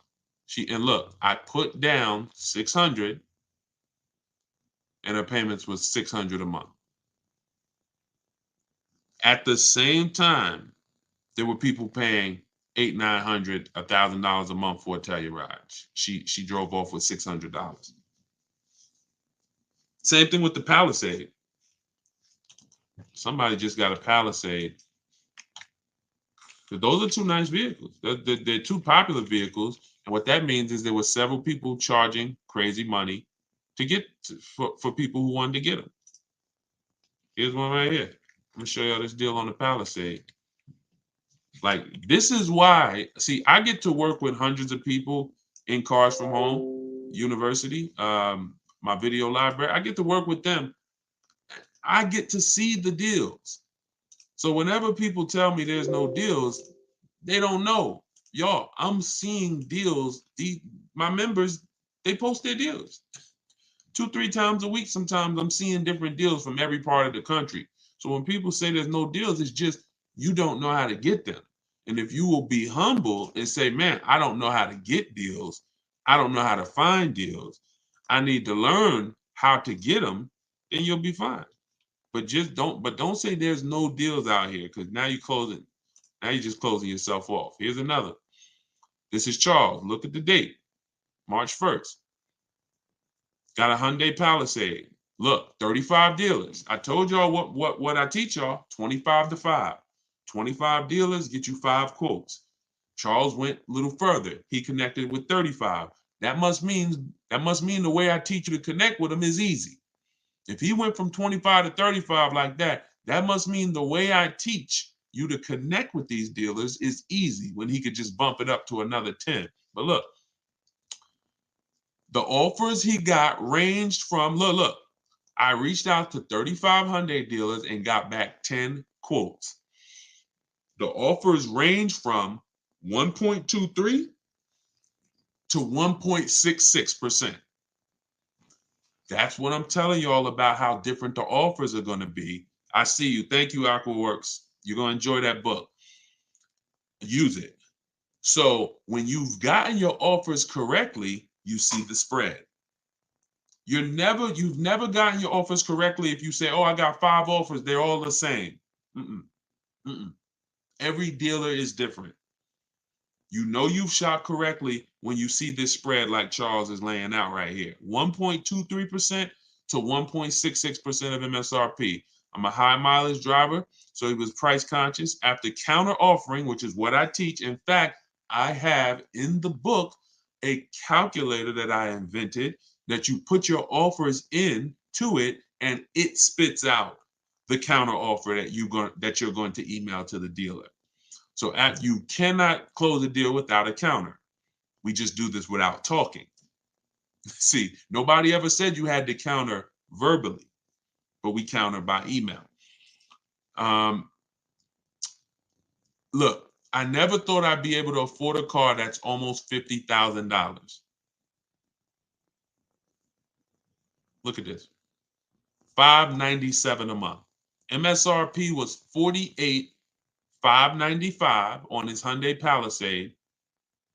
His quote was $597 a month.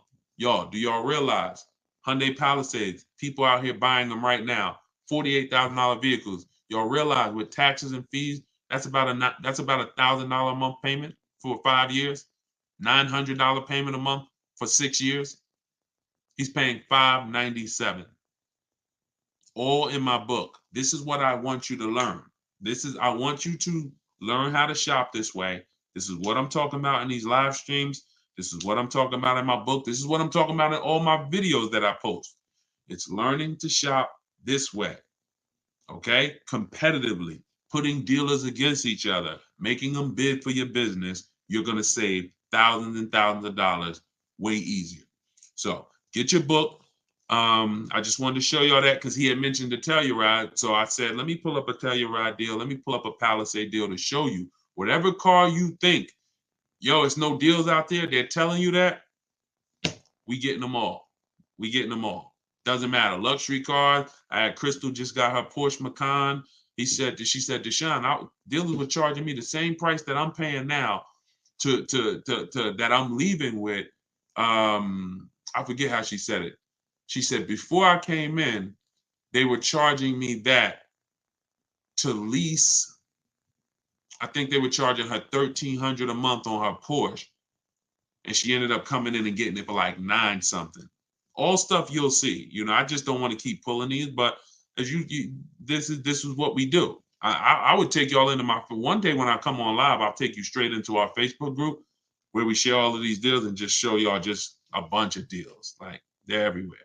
So if you're on TikTok, go to my TikTok bio, get your book while it's 75% off. If you're watching this, then the 75% off should still be active.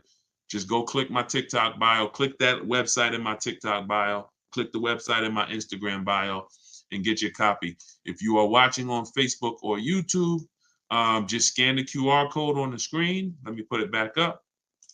Or you could go to deshonesbook.com and get your 75% off. So with that said, I will see y'all in the next hour. Congrats to everybody that got a book. Thank you for being here. Thank you for learning with me. Thank you for engaging. We got a lot more coming. We're just getting started. So stay tuned. I will see y'all soon.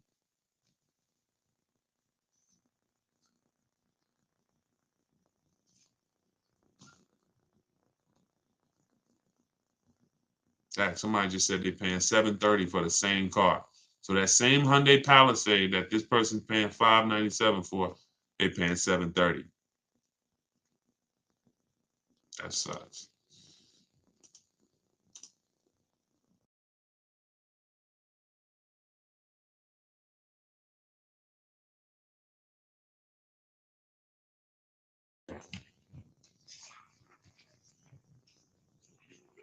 Welcome, welcome, welcome. Welcome to Car Shopping Secrets. Come on in. We are on TikTok, Instagram, YouTube, and Facebook. We're going to be taking questions from every platform.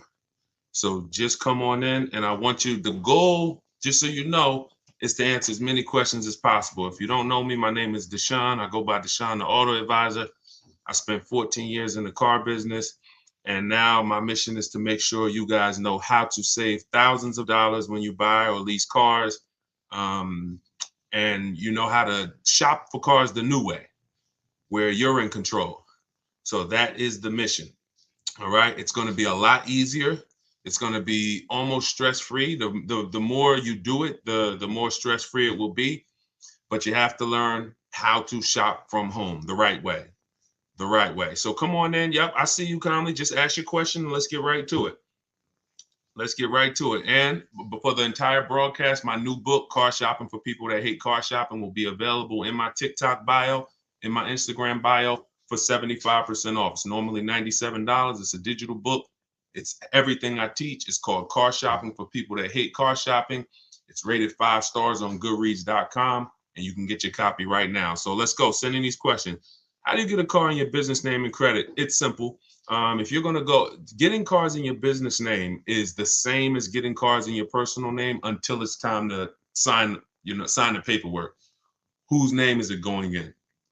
Now, if you're going to use business financing, then that's its own strategy. So you can learn from somebody who's teaching business financing, lines of credit, things of that nature. But when it comes to buying cars and getting your best price, which I don't see business people doing, I'm gonna be 100%. There's not a lot of people that I see who are teaching you guys how to put cars in your business name, who are even remotely interested in getting the best deal on the car. They're so busy getting the car in their business name that they literally will overpay thousands of dollars just to get the car. Okay. Omar, question. In your book, it says that if you sell your lease to another dealer, you have to buy the car first. That means I have to write my current bank check. Nope. That's actually our plan A. That's not our plan A for selling our lease. If you have what most people do who are trying to get their lease equity, if you don't know you could sell a lease, if you didn't know you could sell a lease type of one, this is going to be relevant to you. We've sold leases for the last couple of years. You've always been able to sell them, but the last couple of years, it's been, there's a lot of money made. And when banks saw people making a lot of money selling their leases, $5,000, $7,000, $10,000, some of them implemented a third-party restriction, and that they limited who you can sell to. So they started so then what you saw was a lot of people started buying their leases and reselling them. I don't like when you buy your lease and resell it because you're going to pay taxes on the purchase and you're going to pay fees on the purchase, and then that's coming out of your profit. So I don't teach that. In the book, Omar, continue reading or just read that section over. It's a lot of money involved in that section. When we have a third-party restriction, we're getting bids from a local dealer. We're talking to used car dealers. I have a script in there of what to say. We're selling our car to a local used car dealer. And if there's more money to be made buying and reselling, then you can do that. But oftentimes, because dealers most times don't need to pay the taxes, the dealer payoff is lower usually than the customer payoff, which means you can sell direct to a dealer and put more money in your pocket, but you must get bids. And that's what I teach. So just read that section carefully, Omar. All right, come on in. Could everybody hit the share button who is into sharing?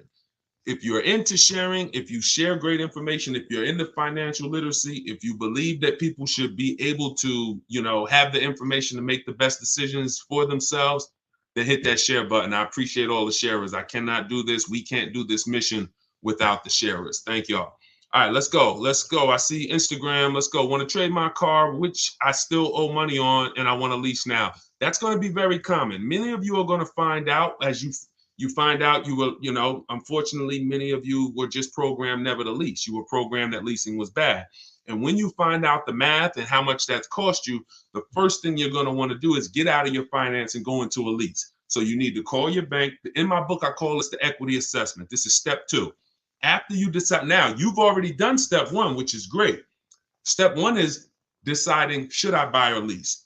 Asking yourself the most important question: how many years am I keeping this car? To decide, are we going to go for our long-term purchase, where we can avoid the depreciation in the long term, or we're going to go for a short-term lease to avoid the depreciation hit.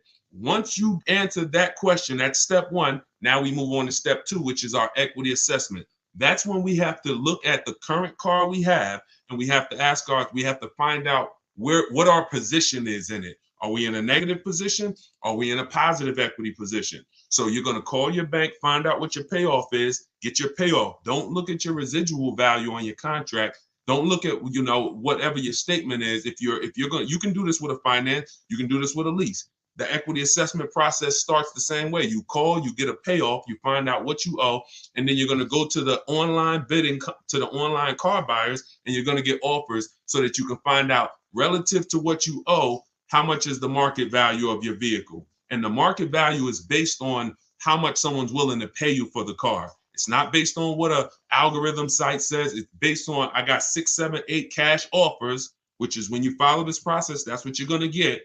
And you take the highest one, and then you look at what you owe. And if the highest offer is greater than your payoff, that's called equity. If the highest offer is lower than your payoff, that's negative equity. In which case you have to go with a different plan with negative equity. And some of you are going to have negative equity. You're still going to want to transfer that to a lease. But you need to know how much negative equity you have. So you must complete the equity assessment first, then we move on. Pete, how much normally is a good amount to put down? So when we look at putting money down, it's all payment management.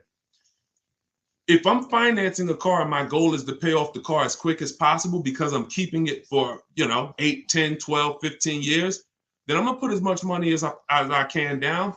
But it goes back to what we talked about in the last segment. If y'all were here in the last segment, you remember we talked about what you're doing with your money. So let's say a person is using them, you got your money invested, you're getting returns on your money, 8, 10, 12%. Then if you have a low interest rate, you might want to ride that out. So there's 3 ways to go. You're either going to say, all right, I'm not really interested in getting, investing my money. I'm not getting a lot on my money. Most of my money is either in the bank or in savings, and that's what I do. In which case you might say, I want to pay off this car as quick as possible, and then I want to just have no car payment. So I'll put more money down in that scenario. In a second scenario, you're investing your money and you're saying, okay, I'm going to use the bank's money at a very low interest rate if it's available, 2-3%, 0%, 0.99%. I'm going to use this money, let my money make more money for me, and then I'm going to put as little as possible down. And then the third case is when you say, okay, well, the third case is probably going to cash or a lease scenario, but that's how you would compare it. It depends on your personal choices, what you're doing with your money, and if you're not into investing and making a lot of money on your money, then you probably want to get that car paid off as quick as possible. In which case, put as much as you could afford to put down so that the loan's out of the way as soon as possible. But it's all personal. All right. I see from IG. Is it a way to get a lease without a down payment? Look, are you kidding me? And that's not an insult to your question. That's just, this is all we do. I know you might have looked at these questions and you said, you might have looked at these lease deals online and you see all of these deals that say, hey, put $3,000 down or the $32.99 do it lease signing. Listen, the lease is custom. You choose the mileage. You choose the structure. So the way we shop, this is all in my book and this is all in my free videos. So as you go through all my free videos, y'all gonna hear all of these things match. Whether you on these lives with me, whether you watching my videos, could we keep hitting the likes on TikTok? Let's shoot the likes up even more. Appreciate y'all. Whether you're looking at the free videos, whether you're on a live or whether you're in the book, you're gonna see they're all the same. So when the way we shop for a lease is we are picking our car and we're going to get our offers with only first month payment out of pocket, 12,000 miles per year. If anyone tells you they can't do that, they're lying to you. Straight up, they are lying to you. And that's why we never put our faith in one dealer. In my book, I have something called the 25-to-5 strategy, where we're connecting with 25 local dealers online in 20 minutes. I know it sounds crazy, but when you got a computer and you know where to go and what to say, and you're using copy and paste messages, you're just letting them know. I'm gonna let 25 dealers know in 20 minutes what I'm looking for, because out of that 25 dealers, maybe 10, 12 are gonna have a car that I'm interested in, depending on the car, maybe 10, 12. And then out of that, I'm looking to get 5 to 7 offers. So it's 25 to 5, 25 connections, 5 offers. And until you start doing this, until you start looking at 5 offers, y'all, you're not going to see how overpriced some dealers are. When you start looking at 5 offers, you're going to see how overpriced some dealers are. And because about 80% from what we see, and I've worked with hundreds and hundreds of people around the country, over 1,600 people now in my private group, there is literally 80% of dealers are going to take a shot at you to the tune of thousands and thousands, but 20% of dealers are going to be the best. They're going to be honest. They're going to make shopping from home easy. They're going to try to beat their competition, and that's the people that we end up purchasing from or leasing from. Is it better to lease or buy when using for a business? It depends on the type of business. The only business that I say it's not better to lease. See, leasing is for people who are not keeping their cars 8 years. Very simple. It's called the 8-year rule. And when you see that what it's about is avoiding the depreciation hit. When you're buying a car, your biggest expense by far is depreciation. If you buy a car today for $30,000, brand new car, what's that car worth in 5 years, y'all? Throw some numbers out there. If you buy a car today, $30,000, brand new car, what's that car going to be worth in 5 years? Throw some numbers out there. Thanks, Ed. I see you, man. Appreciate you. Look, let's see what people come in at. Hold on, hold the question, Dolan. Now I got my man Dolan working in the background so we can see everybody's question. But hold on, let's go deep on this. It's not going to be worth 17. If you could buy a car for 30,000 and then it's worth 17 in 5 years, that's not going to happen. So let's just and 22. See. All right, this is a deeper problem. Let me hit on this, y'all. Let me hit on this. This is a big problem. All right. Some of you let the last 3 years fool you. And this happened to car dealers too. There are still car dealers out there that think this is pandemic, and they're trying their best to hold on to what was. I used to, during the pandemic, some car salesman says, man, somebody will walk in, I tell them they got to pay $8,000 over sticker, and I got it. I could get them to pay that. They're still trying to hold on to that. They don't realize that over a year ago, their competition started adjusting and started really doing, well, their competition was doing deals from the get-go. So that's them. But let me talk to you. If you bought a car in 2018, 17, 16, 19, 20, early 2020, you could have sold that car and actually either made money. In fact, most people made money. That's gone. Don't let that get you thinking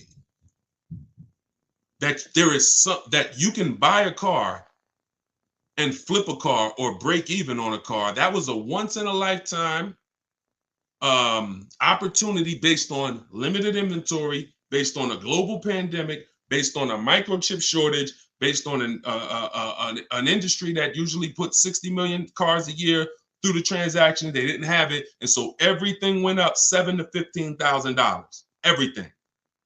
Everything. Some of you cashed out. If you cashed out during that time, those last 3 years, 2020, 2021, 2022, if you cashed out, you sold something and you made a bunch of money, type a $sign. Just type $sign so we can actually see. Because some of you, I was talking to you back then and you cashed out through my advice, and some of you just found out on your own, or you found out through somewhere else, and you ended up cashing out and making a bunch of money.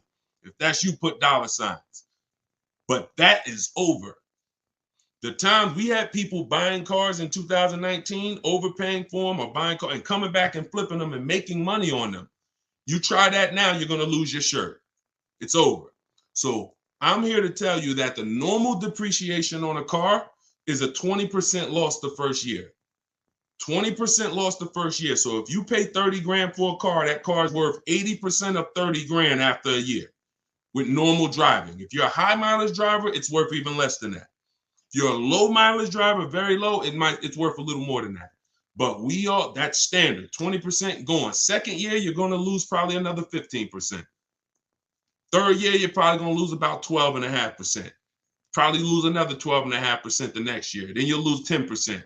And that's the depreciation curve. That's where we are. So when I asked y'all 3-4 minutes ago, if we bought a $30,000 car, what it would be worth today? The answer is what it would be worth after 5 years. The answer is probably going to be about 12 grand.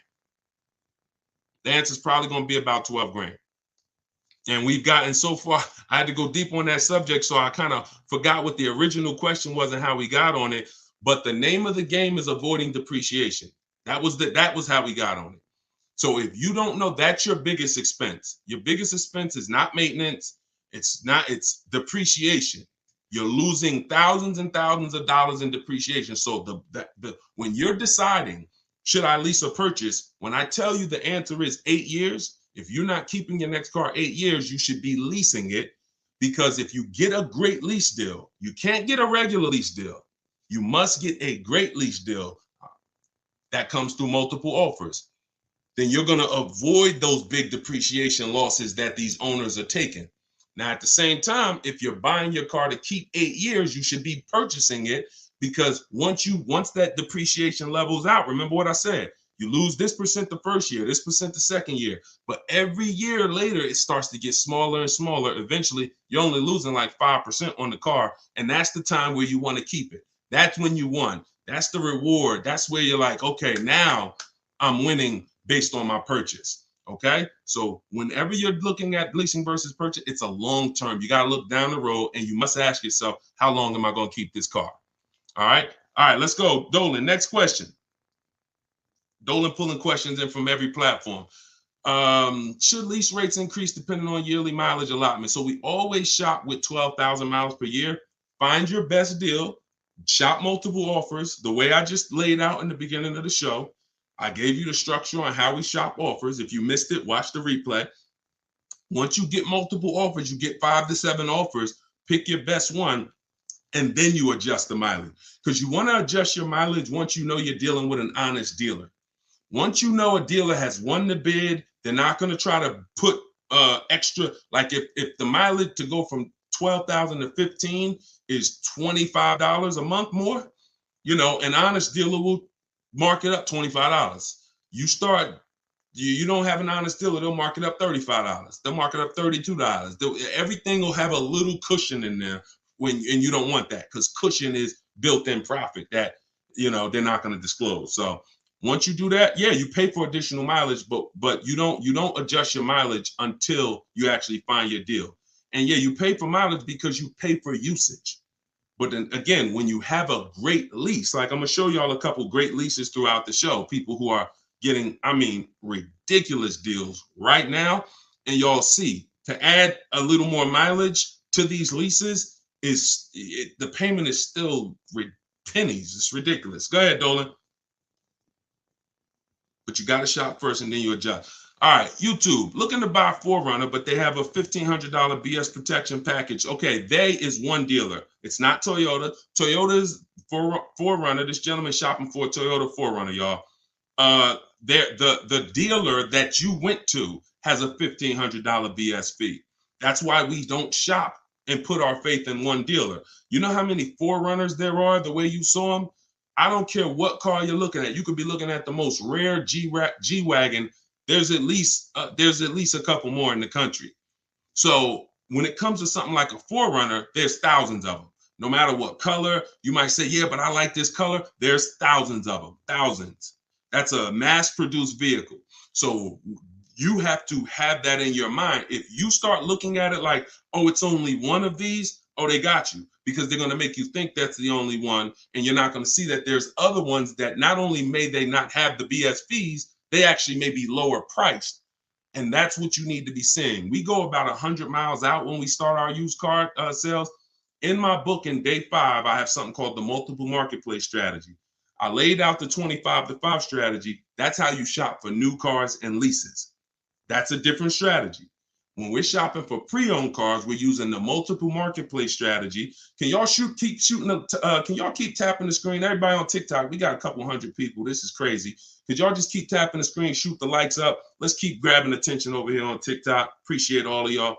But when you're shopping for a pre-owned car, we're using the multiple marketplace strategy, where we're looking at every website that has used cars. Some of you may think Car Gurus is the same as cars.com, the same as Auto Trader. They're not. These companies have different contracts, different dealerships, different places that they advertise inventory for. And not only are you shopping those marketplaces, you're shopping the Carvanas, you're shopping the CarMaxes, because occasionally, sometimes they'll have the best price on a particular vehicle. You never know what they're going to do. So if you're not shopping them and looking at all the used car inventory, you are going to miss the lowest price in the market. But once that happens, you'll find a car, and you always verify fees before you leave your house. You never get to a dealership and have fees pop up on you that you didn't know about. That means you didn't give a call and find out the bogus fees beforehand, in which case you let somebody waste your time. So you can't negotiate. That's why I got a video. Some of you may have seen it. We don't negotiate with fake fees. We don't do it. We don't do it. It's a losing battle. All right, go ahead, Dolan. Let's keep it rolling. I'm trying to get through as many as we can today. I want to go through as many questions as fast as possible. How do I know how much equity I have on my lease? It's a very common question, y'all. I mean, we're kind of getting a similar question asked in a different way. Call your bank, find out what you owe, what your payoff is. Go to the marketplaces that I mentioned earlier to get offers. CarMax, Vroom, Vroom's out of business, sorry. CarMax, Driveway, Carvana, Kelly's Blue Book Instant Cash Offer, AutoNation, and Car Gurus, Sell My Car. That'll get you about 6 offers. Now, whenever you're using those websites, you'll get to a part where it says, is the vehicle owned, leased, or financed? Just put owned, because their websites have something built in where they say they can't buy leases, because they out of all the leasing companies, some have third-party restrictions and some don't. But their websites are not set up to see who has third-party restrictions. They just kind of blocked it, because I'm sure they had thousands and thousands of people, when everybody was making all of this money, calling them saying, "Yo, I want to sell my car to you." And then they looked at the contract and said, "Oh, we can't buy it." So they basically just put a block on their website. But if you don't have a third-party restriction, and there are several leasing companies still that don't have a third-party restriction, meaning you can sell to anyone. But if you do have a third-party restriction, we take those offers that we got from those online car buyers, then we call a local car dealership, we call a local brand, and we speak to the used car manager, and we get a couple offers from used car managers, and we sell direct to them. And we avoid any fees. We don't buy and resell. I can't think of one person. You can leave that up, Dolan. I'll get right to it. You can leave that up. I can't think of one person that has learned from me that actually bought their lease and resold it. It's just you're losing thousands of dollars in taxes and fees. It's just not worth doing when you can sell direct to a dealer. Go ahead, Dolan. Next question. Let's keep it rolling. I'm loving this. Thank you. Could everybody tag a friend? Everybody's not going to tag a friend, but if you are somebody who tagged, I'm telling you, your friends will be upset if they find out that they went and bought a car a couple months down the road and they end up overpaying for it, which most people are. And they find me later and you didn't share it. And they like, "Yo, why didn't you share that guy? Yeah, I've been following Deshone for years. You didn't share his stuff with me." So don't be that. You don't want to have that. It's an awkward conversation. You might as well just tag a friend, think about somebody who you love, and share this wisdom with them. Let's get everybody saving money. All right, we can't find a lease for less than $500 a month. Every time we turn a car in, they increase the lease amount. We love Jeep, but we are now trying to, but they're calling us, telling us the interest rate is high. We have 12,000 miles left. So, I mean, if you can't get a Jeep, so this was somebody that got a Jeep in our private group. Let's see. Hold on. Let me go to my, let's see, who got a Jeep? I got to label these different. No, I got to label these different. Ooh. Jeeps have incredible deals if you know how to shop. Anybody who's interested in leasing a Jeep Grand Cherokee, which kind of Jeep is it, Liz? If it's a Jeep Grand Cherokee, let me see if I can find this. See if I can find this person, because I know that deal was ridiculous. Hold on. I just want to tell you how the difference in shopping and getting multiple offers, because If you already have them calling you and telling you that every time you see, I know that scenario where she just said every time we release from them, the price goes up. That means she's buying and leasing from the same dealer.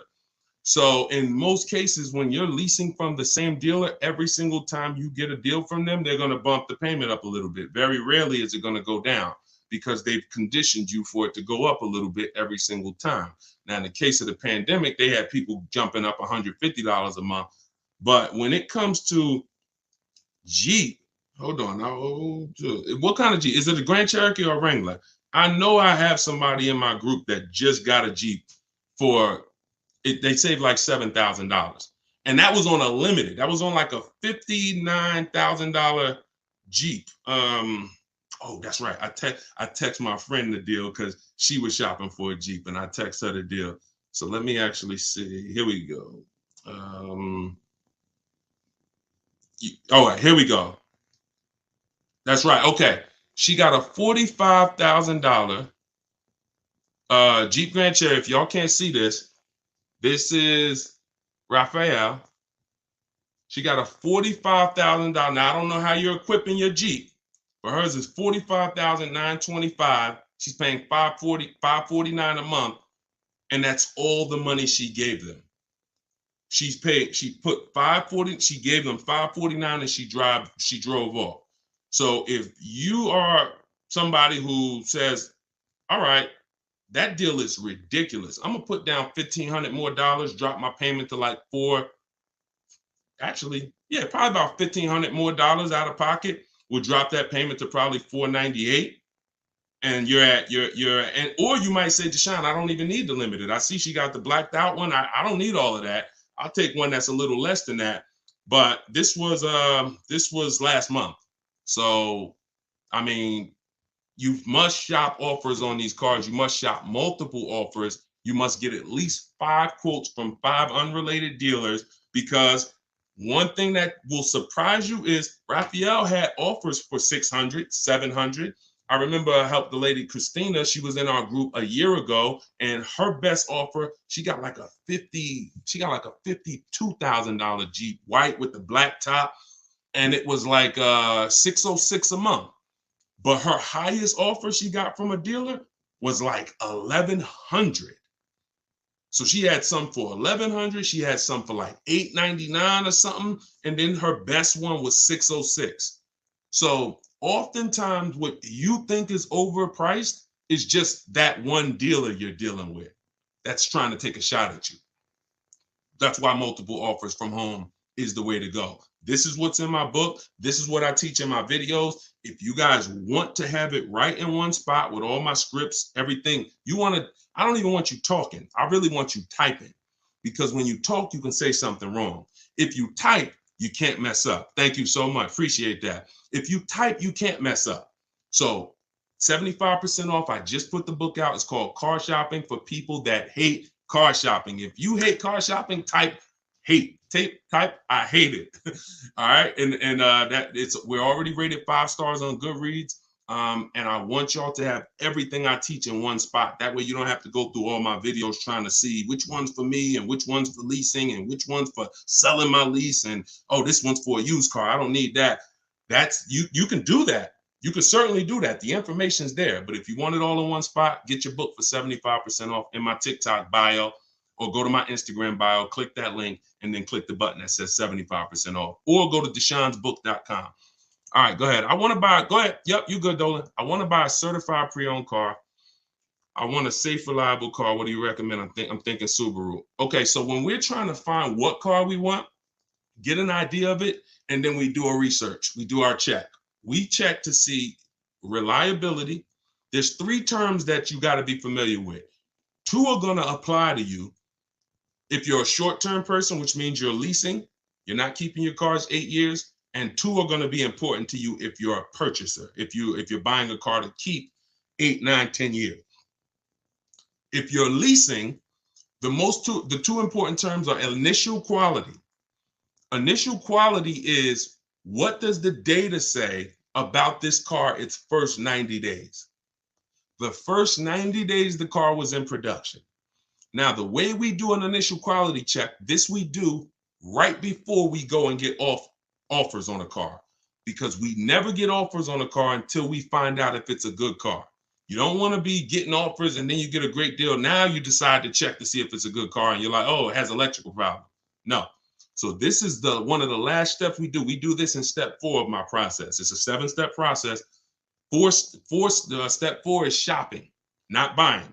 That's our research. That's our test drives. That's our making sure the car is good.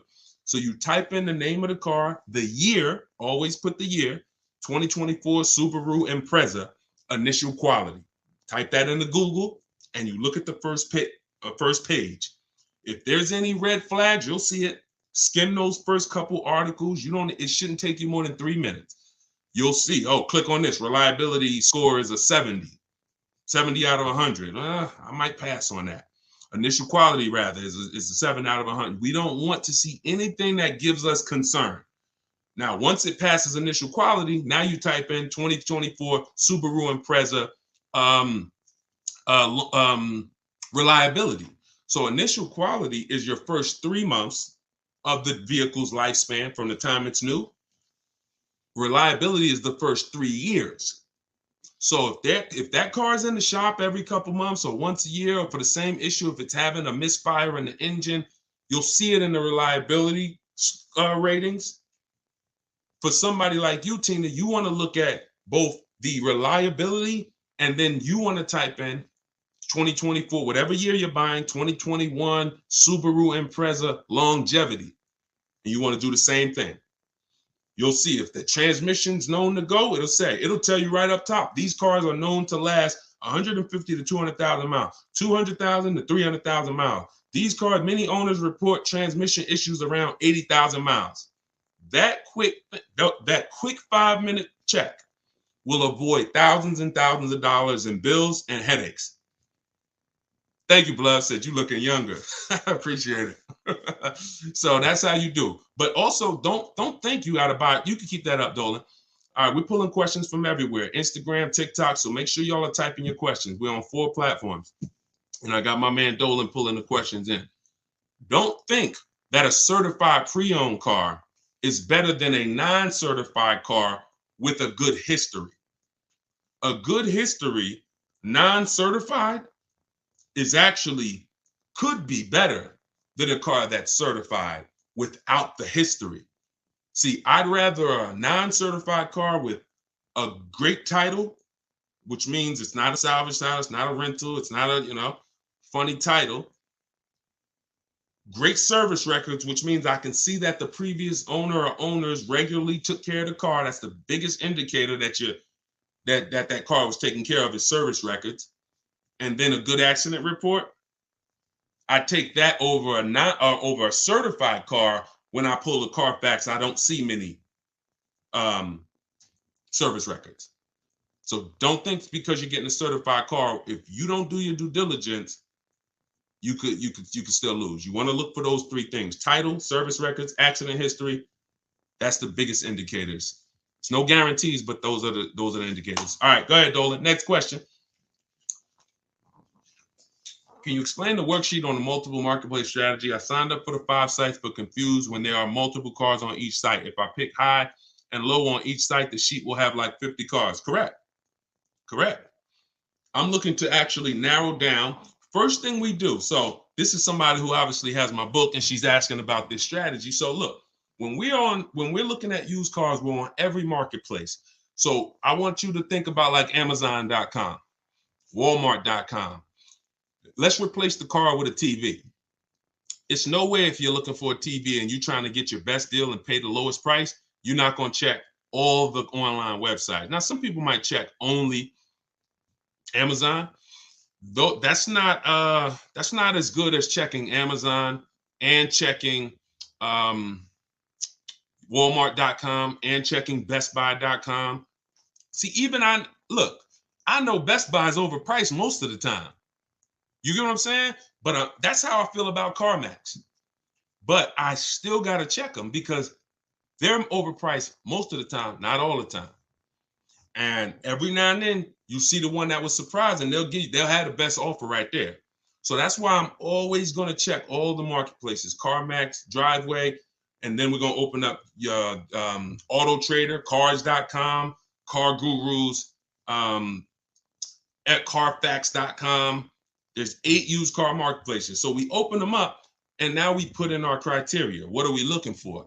Now, we don't look to buy. I don't want you buying the first day when you open those marketplaces. Here's the goal when we open the marketplaces. Who remembers what I said about market value? If you were on the last broadcast, or if you heard me talk about it, what are we interested in when it comes to market value? Who remembers? And let me see, we might have a whole fresh crowd on here. We got a couple hundred people. We got like 400 people on here between all the platforms. So I don't want to assume, but let's see if anybody has heard from any of my other broadcasts. When it comes to market value, what are we interested in? All right, we might have a whole fresh crowd. Below market value, y'all. So how do we buy below market value? First thing we need to do is see what is market value. Yep, I see you, Ronald. The first thing we need to do is see what is market value. So your goal when you open up those marketplaces, and this is what I teach you in my book. First things first, we sort all our prices high to low. We create accounts because we want to be alerted of any new inventory. Because once I know what the market value is, I know where the low side of the market is. So you might look and say, we sort all the prices, low to high, low to high, low to high. Now I can see all the low prices are around 22, 23, 20, 22, 23, 24s, but then it goes up to 25, 26, 27. That's market value, that middle. And then you got the overmarket, it's always going to be cars that are priced higher, above market value. Now, when we look at the low side, here's what we're able to say. Here's what you have to know. Be prepared for it. The low side of the market is where all the crap is. So you're going to see bad titles. You're going to see accidents. You're going to see frame damage. That's fine, because you're looking through all of that, and then you're going to find that diamond, and you know what the low side of the market is. Here's what's also very important. You might see a car. You might say, I want a black car or a white or silver. You see a car that has all the boxes I talked about, which we checked. Title great, service records great, accidents great. It's the wrong color though. Dang, I don't want blue. That's an indicator. I don't care if it's blue. I'm not going to buy it because it's not my color, but it's showing me where the low side of the market is. That's a deal. If somebody wanted a navy blue car, that's a daggone below market deal. So we have to find out what the market is. Then we find out where the low side of the market is. And then we have on alert so that every car that pops up, it comes to our email immediately. As soon as they list it, boom, we get the email and we know the low side of the market. So when we look at that car and we're like, oh, wait, this is $22,000 and it's my color. All right, you open it. Ah, shoot, 2 accidents. No problem. Now you get another one a couple days later. Oh, shoot. All right, black. Oh, $22,500. Good price. You open that thing. Wait, service records look great. Oh, accidents look great. Now we go to verify if there are any bogus fees. We do one more step. We pull the window sticker because I want to know what's in that car. I want to know what the original equipment, what is the actual original price. Once I find that out, I got to get there and get that car. So that's how you do it. You have to. It's a narrowing down. You're looking at all this inventory. I'm going to narrow it down to the best, and then I'm going to snag my deal. And you're at home. You're not in these dealers where you're at home. Okay, and that's all in the book. All right, let's go. Oh, how do I get your book? It's in my TikTok bio. Welcome to all the new people that jumped on the broadcast. It's in my TikTok bio. It's in my Instagram bio. Click the picture of me, and then you'll see a website there. And then there, click the button. You won't leave the broadcast. So some people are like, Deshone, I don't want to get the book yet. I don't want to miss the broadcast. Well, the book is only on sale, 75% off for 30 minutes. So click the link. You won't leave. You'll still be able to hear everything we're talking about. You can come back and keep asking questions, but don't miss the 75% off. Click that website, or if you're on Facebook or Instagram, you can go to deshonesbook.com, or you can scan the QR code if you're watching on TV. Go ahead, Dolan. Oh, matter of fact, let me go to TikTok because Dolan, you're not on TikTok. Can you come with me to buy a car? Not necessary, Danielle. Thank you. I appreciate it though. Listen, that's the old way. So you think that, you think that we're somehow going back and forth with dealers and hey, I kind of need somebody. That's like when I was selling cars and people thought bringing their uncle in was going to help them. No, we don't shop like that. So you don't need any. The reason why, listen, I'm gonna share the reason why you see people like this who, well, I just showed you Raphael. How she get that deal? She's from home. See, you put yourself in a vulnerable position where you go in. Some of you, I mean, be honest. If you ever felt like, you were being taken advantage of, or you were getting talked down to at a dealership, type of one. If you feel like, I'm outmatched, or if you're not a good negotiator, how about that? Who on here is not a good negotiator? Type of one in the chat. All of these things I want you to know. That's why the old way has worked for dealers. I was there for 14 years. It's all about psychology and negotiation and confrontation and being comfortable with confrontation, which most car salespeople are. Most people, unless you're like in that business, you're not. So you want to get it over with as quick as possible. Someone who's fighting for their money doesn't mind being uncomfortable with you for an hour or 2 hours or a couple days or weeks. So you have to now take away that power, put yourself in a different position where you're in control, and that's in your house. That's why you don't need me. You need if you use what I teach. If you do it your old way, then yeah, you need somebody, and you're still not going to get your best offer, because your best offer comes from shopping multiple dealers. But once you start shopping multiple dealers, you'll see they'll be jumping through hoops, and you'll feel like, dang, I got the power now. That's the name of the game. Go ahead. I'm going to do another one from TikTok, because I know, Dolan, you're not pulling. We'll get back to IG. We got all questions coming from everywhere. I just don't want to leave TikTok out. Would you recommend buying a car outright, cash, no note? Yeah, we talked about that in the last hour. If you're not invested, if you're not investing your money and the bank's money, if the bank, look, it depends on if you're investing your money. If you're and you're making money on your money, those people don't usually put their cash in cars. They want to keep their money making money. But if you're not really investing, then you probably want to just pay cash, get the transaction out the way. And if you're investing your money and you can use the bank's money at a low interest, you have to always check if the car you're shopping for has a low interest rate on it, y'all. Some of these cars have 0%, 0.99%. This is like a finance rebate. It's like the bank saying, here, use our money for free, and we will let, like, you cannot compete. It's no point in going to your credit union. No one can beat it. 0.99%, 1.99. When you can use the bank's money that cheap, you can keep your money making money, and you can keep your money in your bank account. A lot of times in this economy, people want to have their money available.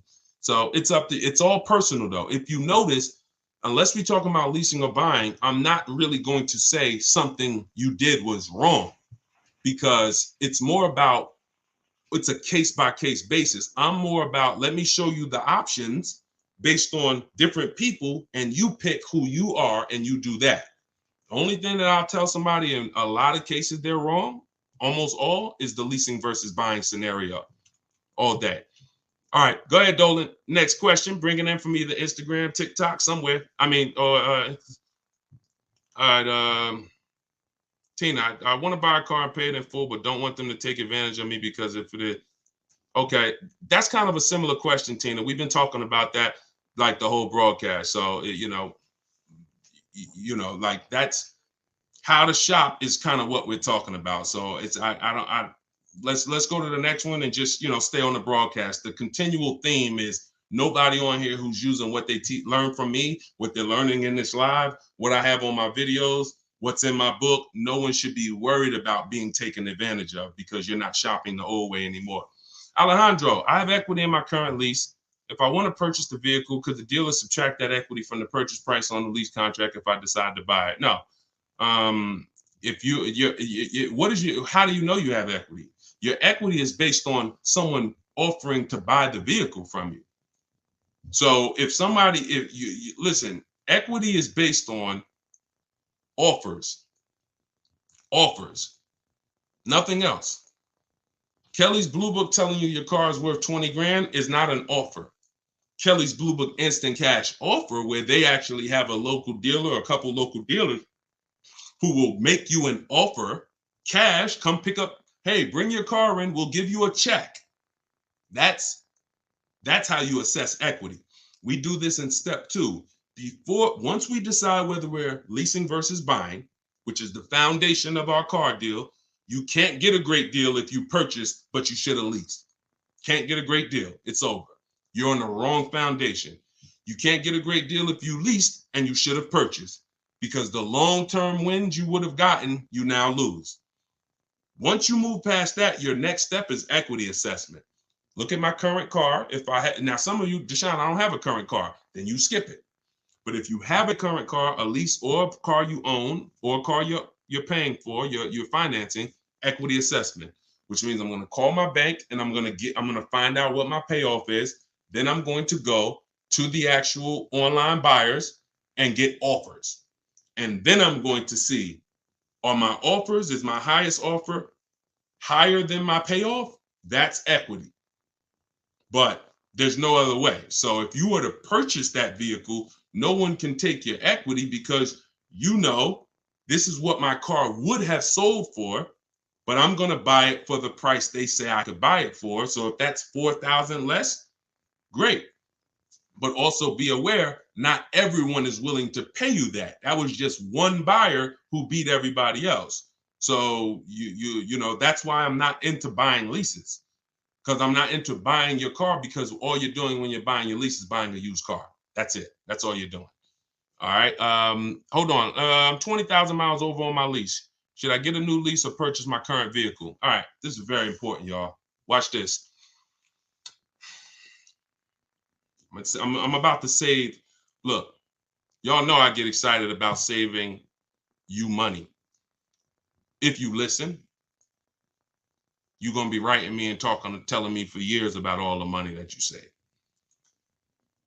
This is a big warning. When it comes to purchasing leases that are over mileage, some of you, in an effort to avoid a $2,500 mileage penalty, that was your fault. Okay? I'm not going to beat you up, but you drove the mileage. You contracted for this mileage, you drove more. That could happen through negligence, or it could happen through a real lifestyle change. I used to work 10 minutes from home. Now I work 40 minutes from home. It happens. And it doesn't matter. We're going to pay for what we use. It's okay, especially if you got a great lease deal. I'll pay for what I use. But here's the math about this. Going over your lease mileage is never a reason to buy your vehicle. Here's why. From the day you lease a vehicle, they tell you your lease, you could buy it. The purchase value, the residual value at the end is, let's say, $18,000. Let's just say that. Most times throughout history, the car wasn't worth that. When you finished with that lease, the car wasn't worth that. Deshone, what do you mean the car wasn't worth that? A comparable used car, similar, same year, similar mileage, you could have found for less. That was throughout history. So we never purchase leases without finding out, is the purchase price that they're even offering me, if I had the right mileage. Forget, we ain't talking about going over yet. If I had the right mileage, was that a good price? Many times it was not. Now, when you go over the mileage by 20,000 miles, does the purchase price change? Do they give you a new purchase price because you went 20,000 miles over? Do they say, hey, you know what? It was 18, but because you put all those miles on it, it ain't worth 18 no more. You don't care. We'll give it to you for 15. They don't do that, which means you are actually overpaying, because you're paying the same price that they said you should. If your car had 36,000 miles, you could buy it for 18. Your car got 56,000 miles and you're about to go pay 18. That's why going over mileage is never a reason to buy your lease. It's even more reason not to. The car, it makes the car even more not worth what that buyout price is. So the best thing for you to do is to assess the penalty. First thing to do is see, you're going to compare three things. Can I sell this car?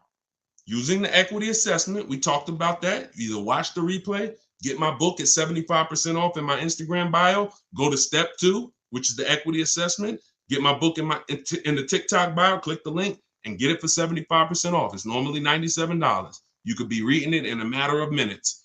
And then what you do is you go to day 2 and you do the equity assessment and you see, all right, how much could I sell this for? If I'm going to lose, now I got to see what's the smallest loss I could take. Now, you might be able to sell it to a buyer. Let's say CarMax wants to buy it, they win the bid, and you might only have to come up with $1,000. I'm just making a number up. Sell it to them, pay the difference. It's better than a mileage penalty. It's better than the penalty you're going to hit. Now, second scenario is you actually see, if I was to replace the car now, what's the mileage penalty and the payment penalty?